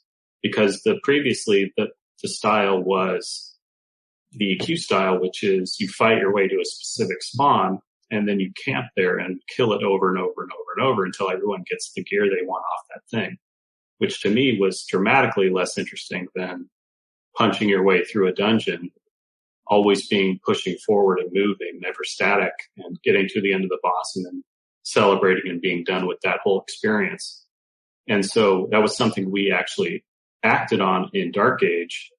And I remember specifically that he private messaged me in the group during one of the dungeon runs. He said, yeah, this is so much better than sitting, waiting for something to spawn to kill it over and over. So that was why we needed instance dungeons in a lot of ways, because without the instancing, every camp is sort of spawned on the way down and you have to kind of wait in line and, ask people, hey, is anyone camping this guy? That kind of thing before you set out. So it was a really important, again, proof in concept of why we had to do stuff the way we did it.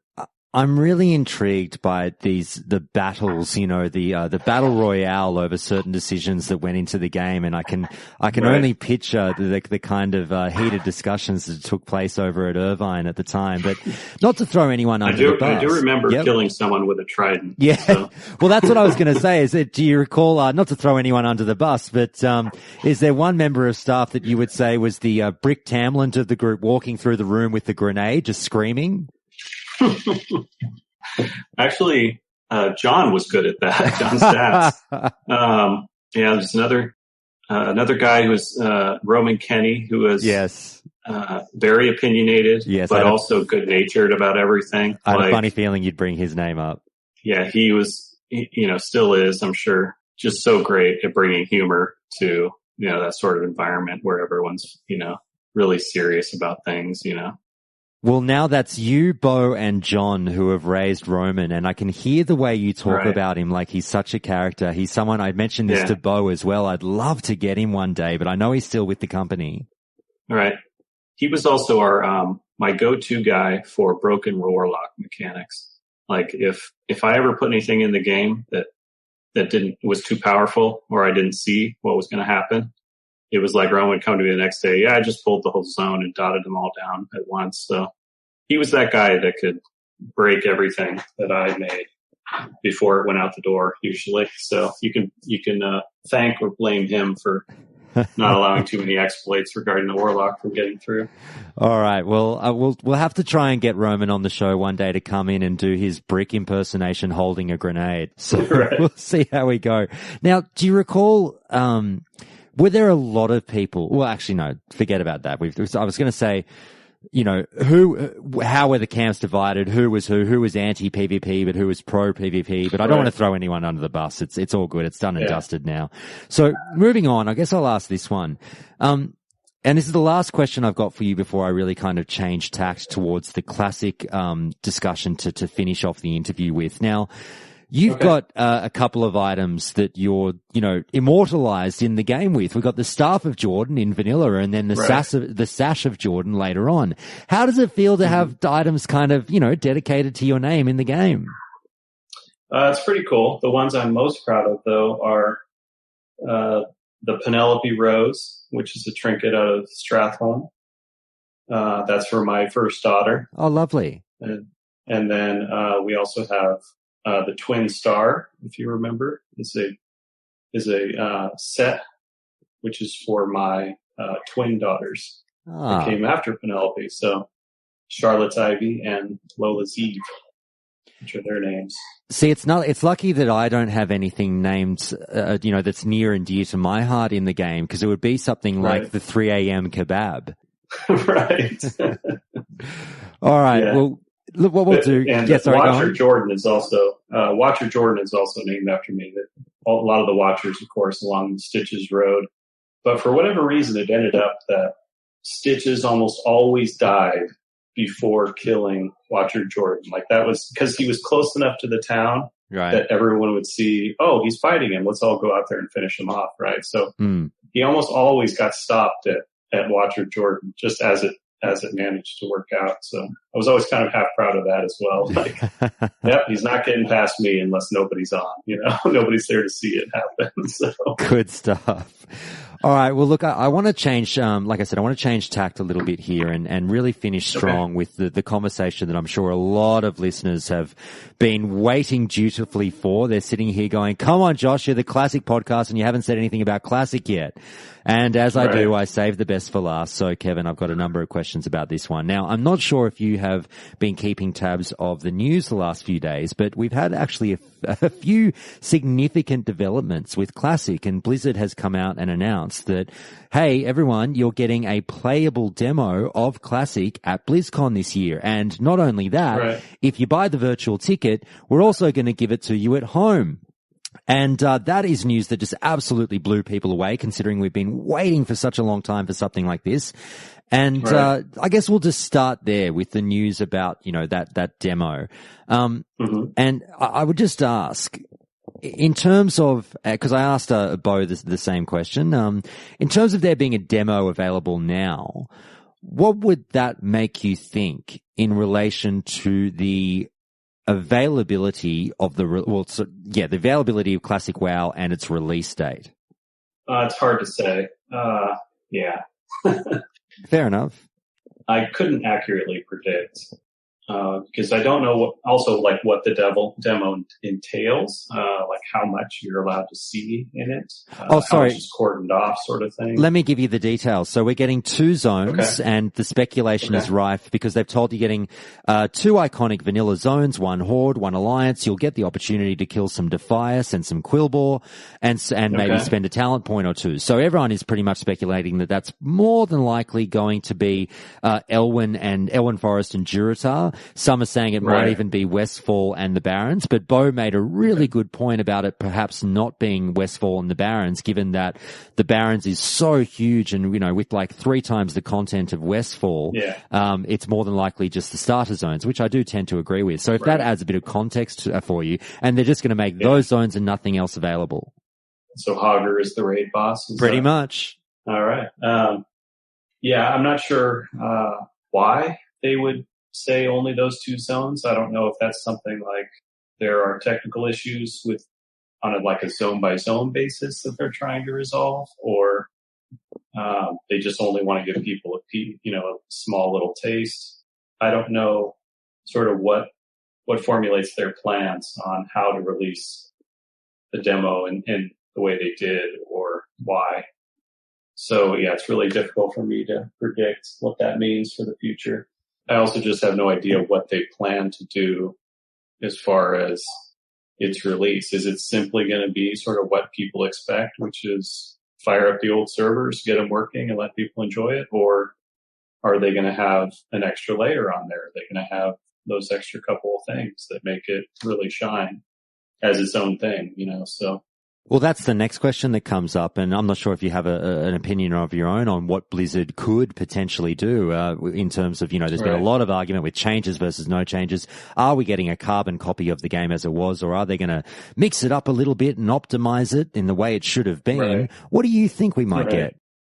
Well, so obviously the big thing that a lot of people have probably hurled at the people that are excited about Classic is that it's all just nostalgia that has gotten everybody excited, right? And you're going to get in there and you're going to think, oh, wow, it's not as good as I remember, right? That's one of the knocks, And what's interesting to me is while that certainly may be true in terms of the visuals or some of the bugs, that exist, that have been eliminated since, I think people are genuinely excited about how the game worked and what the philosophy was behind the game and how its differs from modern WoW. So, but having said that, the graphics, if they were just to put it out, would look significantly worse. The zones would look worse. The things you're fighting, the way your characters look, all those things will look significantly worse than, all the improvements that they've made in modern WoW. So, will Blizzard be comfortable releasing a game that looks 15 years old, right? So, or will they have to, do a once over on some elements in order to, make it feel like it's still, it's competitive at least with the product everyone's sort of used to. So that's the big question for me is, what can they release that they feel comfortable with from a look standpoint? I just want to read something back to you again, quoting you back to you, if I may, just in relation to, what we take into account when we think of the difficulties that may come with the Classic project. And you said the following during the AMA. Convenience is a very difficult thing to deny players. You have to understand the cost of that convenience to the game as a whole and draw a line when the cost is too high. Then you find yourself in this antagonistic relationship with the player base where you're effectively saying, it's for your own good. And that goes over exactly how you think it would. It feels like a pat on the head and you become the enemy without a pretty constant PR campaign to smooth things out.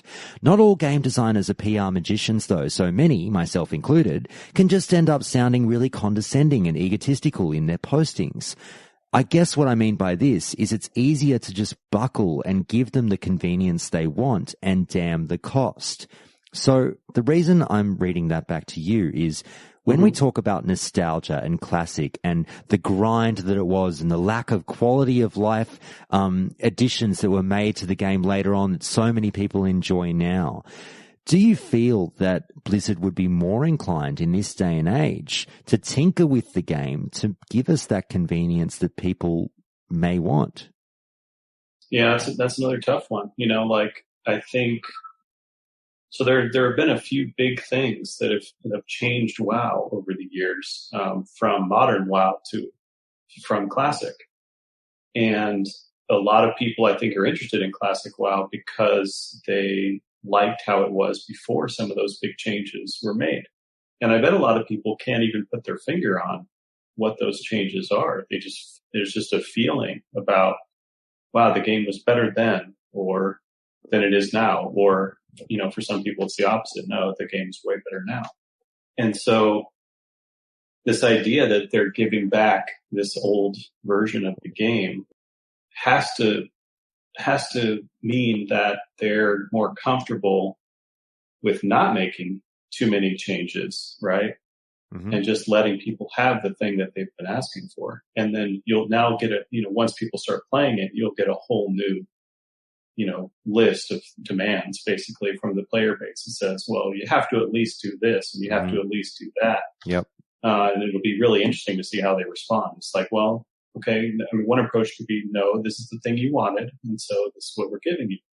If you want those other things, go play Modern WoW. Or they could say, okay, we'll make, some changes. And I bet they're already making some changes, in terms of again, potentially look or UI or whatever it is. And, to reference that post that I made on the AMA, it's like some things don't have a cost. They're just pure quality of life improvements and they should be added. But the trick is knowing the difference between that and things that are going to have a major impact on the game now or down the road.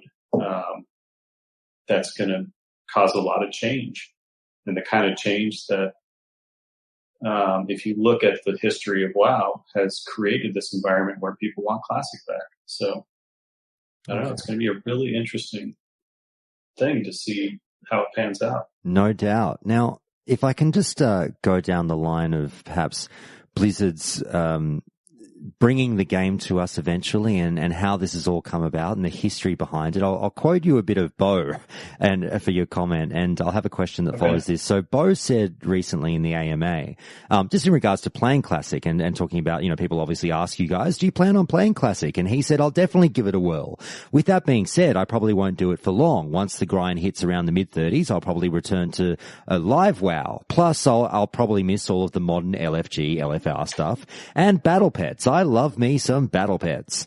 So what I'd ask, flowing on from that, is Bo said he'll check it out. And sorry, correct me if I'm wrong. Did you mention that you might check it out as well?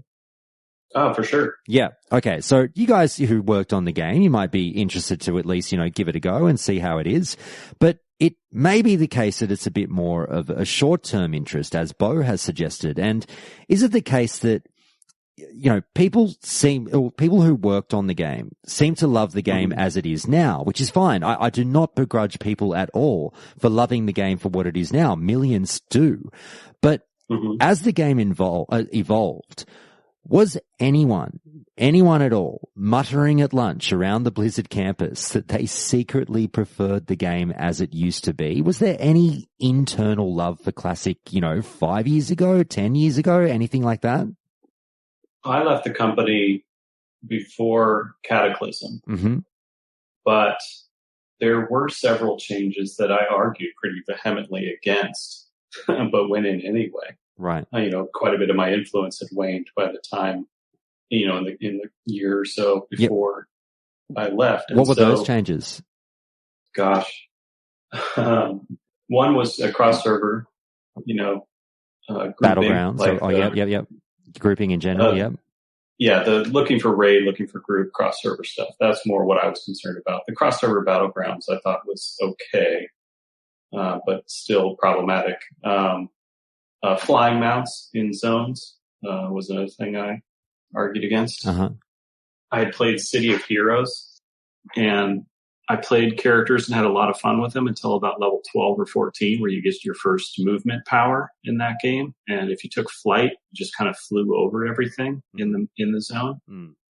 And I got extremely bored with the game because that's all I was doing, was flying overhead until I got to the mission door, then flew down and into the mission and back. And so it ended up feeling like a waypoint system that I had to wait 5 minutes for instead of just teleporting me to it, right? Because there was no risk. As opposed to super speed in that game, where you still sort of had to navigate the terrain, you had to watch out for bad guys, and you still had to be engaged while you were moving around. And that had a really impactful effect on me in terms of staying in the world, staying engaged, making the world matter. And I thought flying mounts were going to do exactly what they did to City of Heroes for me, to a lot of players. And so I felt like it was more damaging to the world and the experience of navigating the world than the convenience that it was providing. So that was one thing I argued against, but it went in anyway. And they tried to address some of that in later games where it was like you had to wait until you were higher level in order to get the, what was it, the frost protected wings or whatever it was. I can't remember the term they used, but yeah, you had to effectively play through it once before you could sort of fly over it. So they tried to address it to some extent, but the game was more grounded. And instead of everyone just flying in different areas in the 3D environment way above all the content, right, where they were never bumping into each other and never bumping into anything else, had a pretty big impact on the game.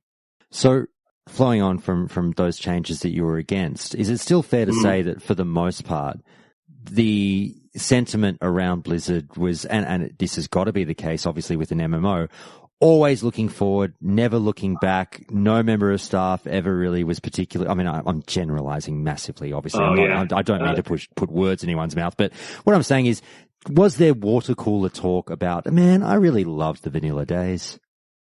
Not up until the point that I was there.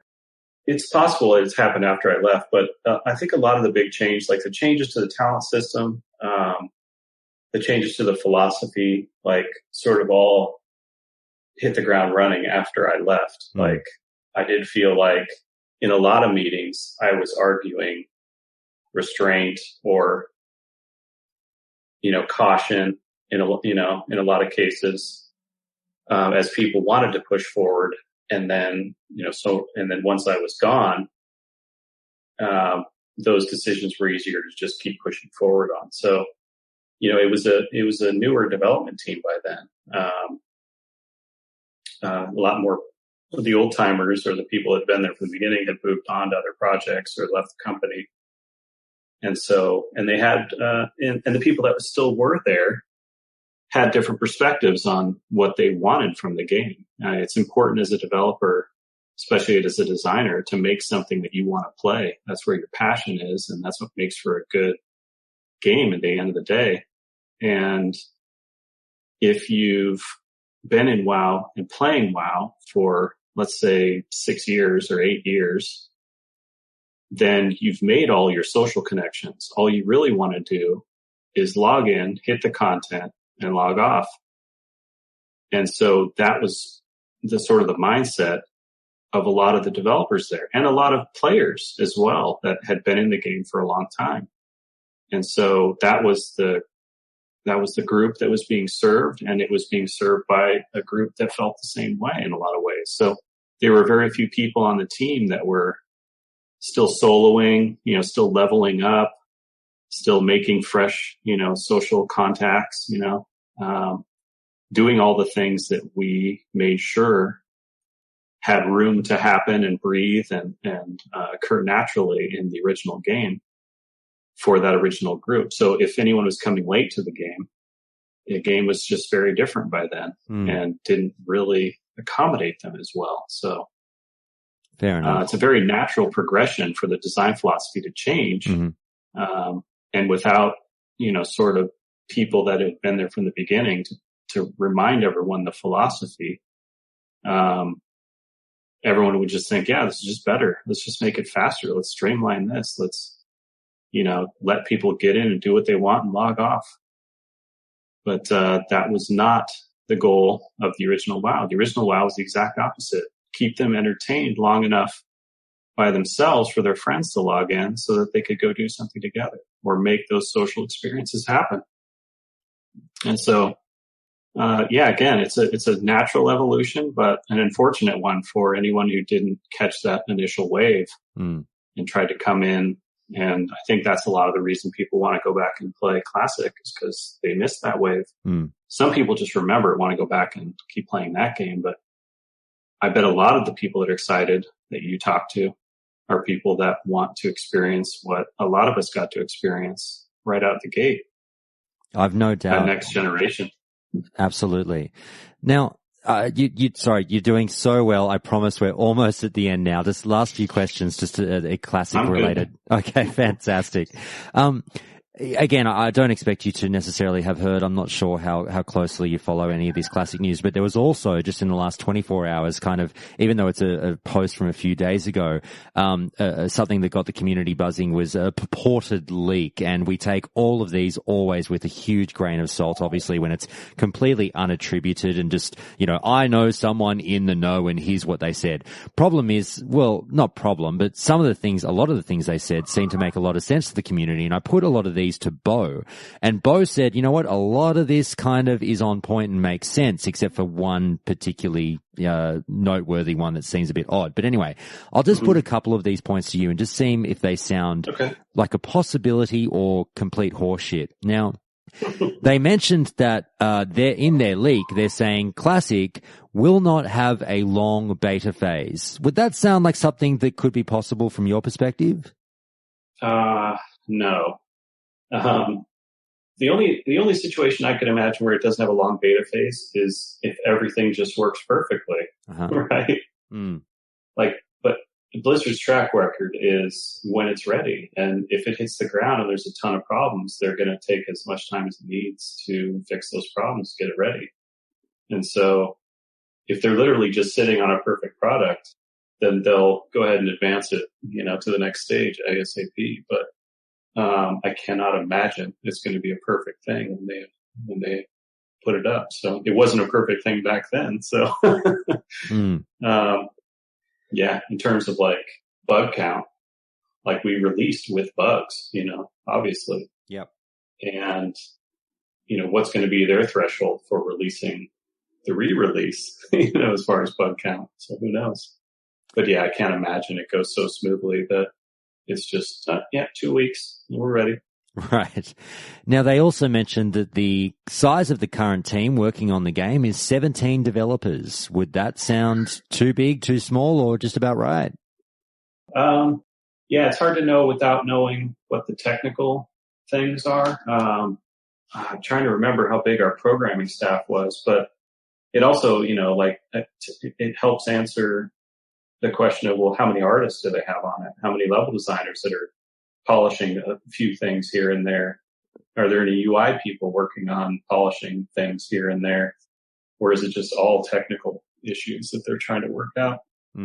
So, and I also just don't know what the scope of what they're trying to accomplish is. Is it really just re-releasing the old thing, or is it polishing it up, putting it out? Is it adding that extra layer that's going to require design, code, and potentially art, UI, and all those things? So, it's tough to answer without knowing what their intention is. One last one. They pinpoint the window of time of release being somewhere between April to June of 2019. Now, I've already asked you about this, but if I was to say that we now know that we're getting this demo, albeit, as a very limited one, does April to June of 2019 seem like a completely unrealistic window of time for release?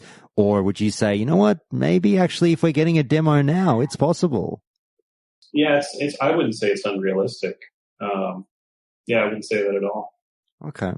I mean, Blizzard traditionally likes to announce things on the shorter side from, releases, right? Like, rather than, hey, everybody, we're going to do something amazing in 5 years, right? Like, as soon as they think of the idea, they run to the press. Like, that's not their style at all. So they're very coordinated in their sort of hype machine, like there's a distance between when you trickle out info until the next one in order to properly develop the hype wave, right? So, and they're very practiced at that. So, and it's much more short term than it is like long term.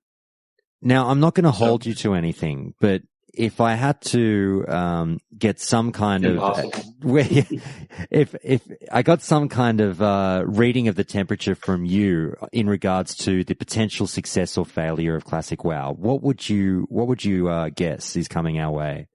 Gosh, I think it has a lot of potential, honestly.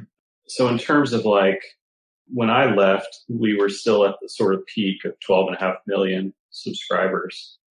And that number is, I don't know what the numbers are now, but lower. Let's just say lower. Yeah.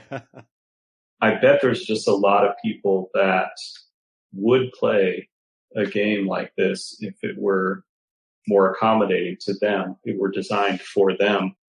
And I have confidence in the original WoW that it is designed for them. It is designed for the new player that wants to get into this kind of experience. It's designed for the guy who has to level up for the first time in a game and isn't surrounded by everyone being at max level and talking about their guilds and raiding, and everyone who isn't at max level is a twink being leveled up to participate in that same stuff, which has a totally different mindset from the guy leveling up.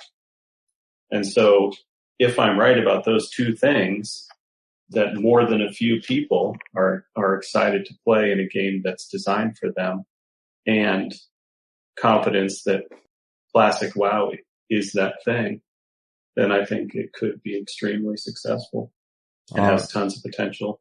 All right. Last listener comment, Kevin. You've done so well. And this is from listener Oni Cookie, who says this: I don't have any questions. Just be sure to give them my love. So very appreciative for all that they've done. And they're talking about all the developers that I've interviewed this weekend. And Kevin, I want to very much extend on that. So I really want to say sort of, even though I'm far from a spokesperson for the classic community, I just want to say thank you from the community and from myself mainly for all the work and all the hard yards that you put into the game, and all the blood, sweat and tears that went into the creation of something that obviously I hold very dearly, and many of the listeners hold very dearly.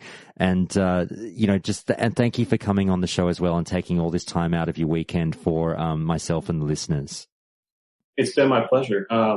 The creation of WoW, I consider it sort of my fourth child, because I worked on it for as long as, my youngest daughters. So, it's funny how, in terms of like the things I love, like it's one of the greatest loves, or at least projects that I love that I've worked on, in my life. So it was an amazing experience to create it. And the fact that it was so well received is just mind blowing and rewarding.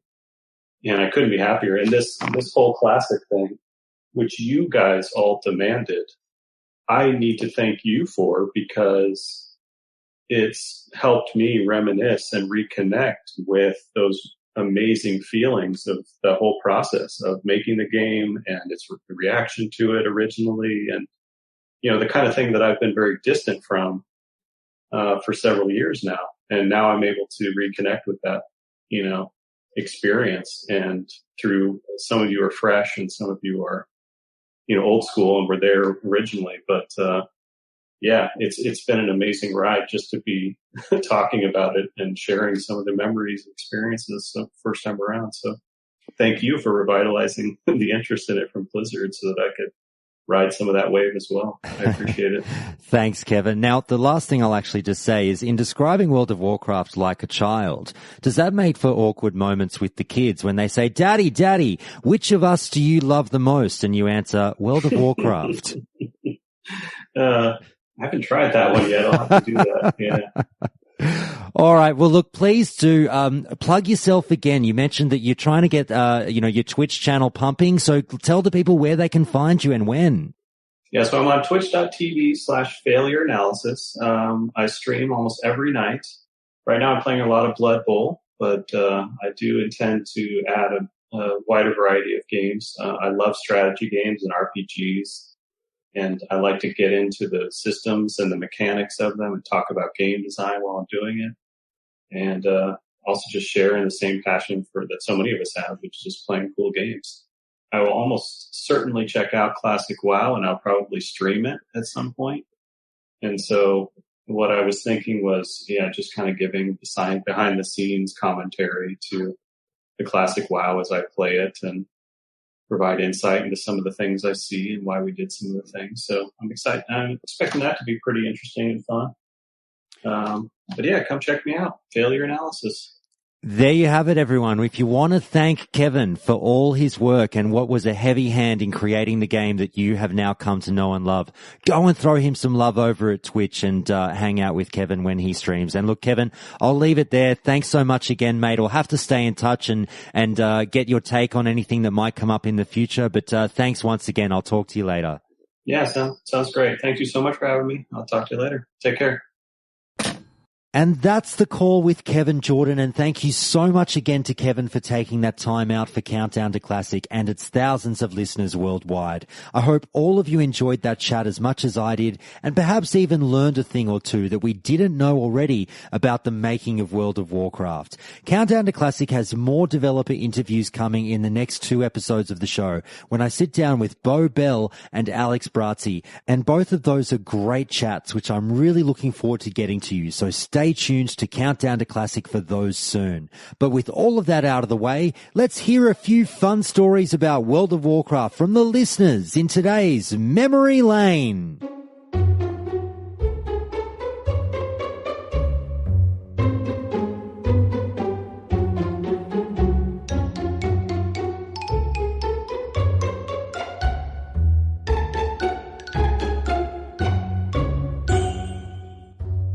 In Memory Lane, Countdown to Classic invites you, the listeners, to submit some of your fondest or funniest memories from World of Warcraft. So today we start with listener Dan, who tells us this. Josh, I hope this finds you very well. My name is Dan, and this is a Memory Lane piece, but more in response to a contributor from episode 72 who asked for others to share their auction house schemes.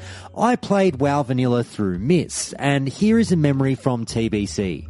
Firstly, I will say I have never, won't, and will never steal, ninja, or scam. It's just not in my nature. And while complete honor is an impediment to advancement, somewhere between villainy and honesty lies enterprise.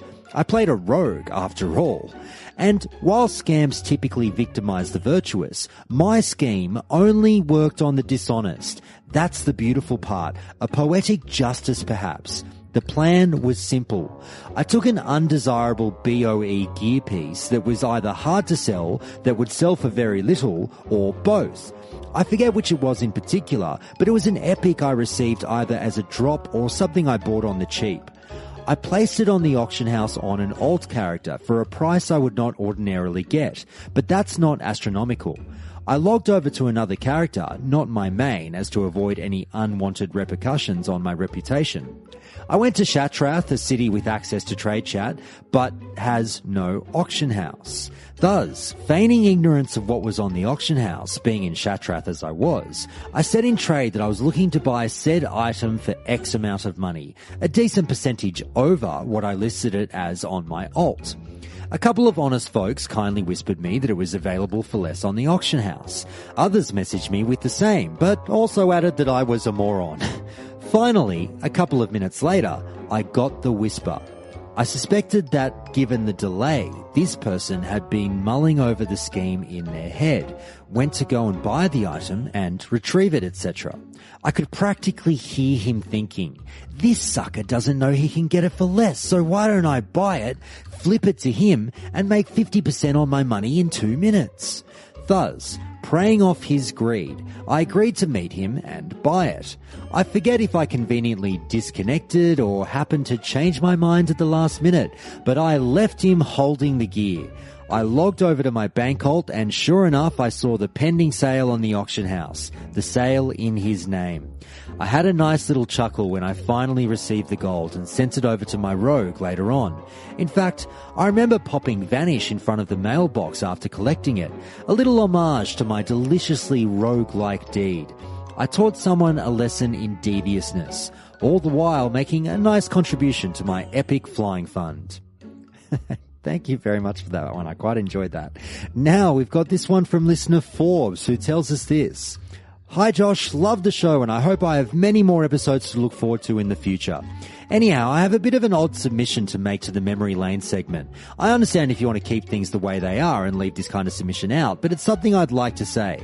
It's odd because it isn't a fond memory of Classic, but a bad memory of retail. Well, Warlords of Draenor, which is now 2 expansions ago, which left me longing for the good old days. I unsubscribed when Cata was released as I didn't like what the game had become, but I resubscribed when Warlords dropped because I was feeling nostalgic. When I was max level, I realized that I hadn't done any of the dungeons and found myself scratching my head as to how that had happened.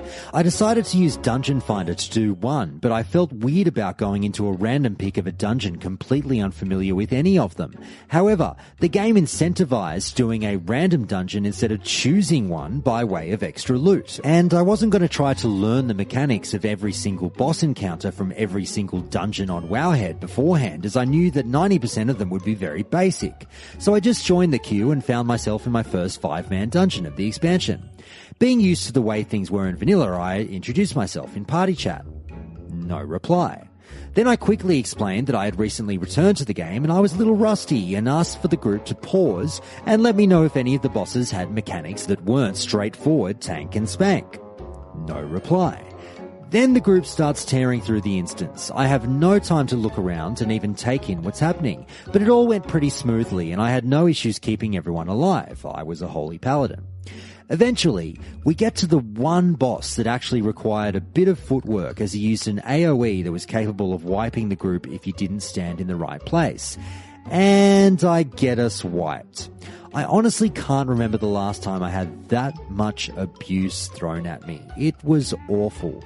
And it wasn't from one or two of the other players. All 4 of them completely tore me a new one. I pointed out that it would have taken all of 1 minute to let me know what to do before the encounter after I had asked. But all that got me was more abuse. Anyways, the experience left me with a bitter taste in my mouth. I wished them all the best in finding a new healer before I hearthed out of there. You always come across nasty players, but that shit just wouldn't have happened in Classic. It left me really missing the Burning Crusade as well. I unsubscribed from retail shortly after, and Blizzard haven't had a quid out of me since. That's a buck to everyone outside of the UK. I have dabbled on private servers since then and had a blast. Although I can't play at the moment due to personal circumstances, but I'll be back up and running when Classic drops, and I'll happily throw my hard-earned money at Blizzard to finally be able to enjoy it again. Have a good one, Josh. Next we have this one from listener Taladrill and former Countdown to Classic interviewee, who says this. I've got another memory lane. It's a bit different though, as the memory is more of a reflection of how the game actually played. Many guilds had events that people would do, and a classic one was a running of the gnome style one. In our guild, they decided to put on a running of the Night Elves, so we all made a fresh character and started in Teldrassil. The destination was Gadgetzan.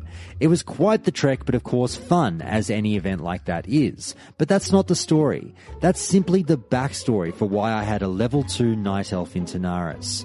The real story is that we've said it in many places before, that the game was just constantly being changed and fixed. It was a weekly routine, it seemed.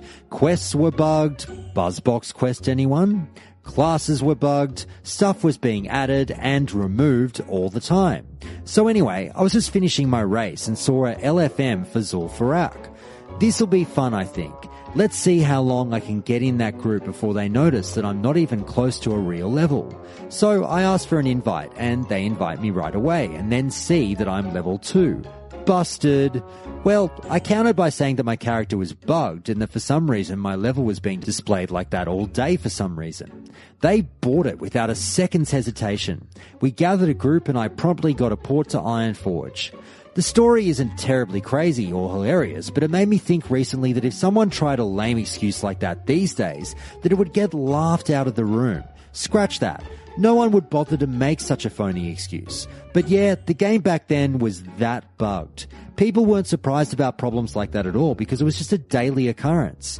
We dealt with it because the game was just fun to play, but the features and bug fixes added during the game's lifetime were very well received since a little stability was much needed. And finally, we have this one from listener Sarai, who says this.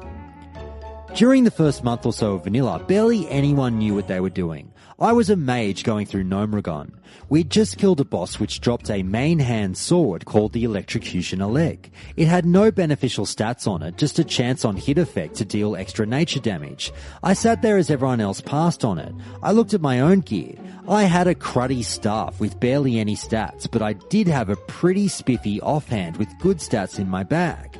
As everyone ran away from the boss, I meekly spoke up. Mind if I take the sword? I could use it with my offhand, which has better stats than what I currently have. Seeing as the rest of the group already passed on it, they all said they were fine with it, and I got the sword. A mage wielding a sword with a chance on hit effect. Heck yeah! I look so cool now. After the instance finished, I hearthed back to Ironforge to strut my stuff. All the other mages were walking around with a staff, while I was a mage with a freaking rapier. Eat it, other mages. I'm the cool one now. And thank you very much to Sarai and all the people who sent in a memory lane this week. Thank you very much for that. And that's Memory Lane, and that's pretty much the show for the day, everyone. Just one little quick thing before I let you go. Now, just today we got the really random news, completely out of left field, that Mike Morhaime was stepping down as president and CEO of Blizzard, and J. Allen Brack was taking his position. Now, interestingly, on top of that news, we got told that Alan Adham was back in the fold in a executive advisory position, if you will. And people are now speculating everywhere that does that mean if Alan is working on Classic and what have you. Now, I don't believe he is working on Classic. I've seen some really good posts about that, more saying that he is a designer, not a developer. Classic is the kind of project that needs developers, not designers. He will probably be working on a new game, potentially a mobile game, as there's an interview from 2 years ago where he was saying he couldn't really say much, but when asked about what he wanted to work on, he suggested that he had a thing for mobile platform games. So that's an interesting little thing to chew on there. But in terms of World of Warcraft Classic, obviously we had J. Allen Brack stepping into the shoes of El Presidente. So we'll just wait and see what happens with Jay at the helm. I don't think it means anything at all for the Classic project. Some people are running around like the sky is falling and saying Classic's cancelled.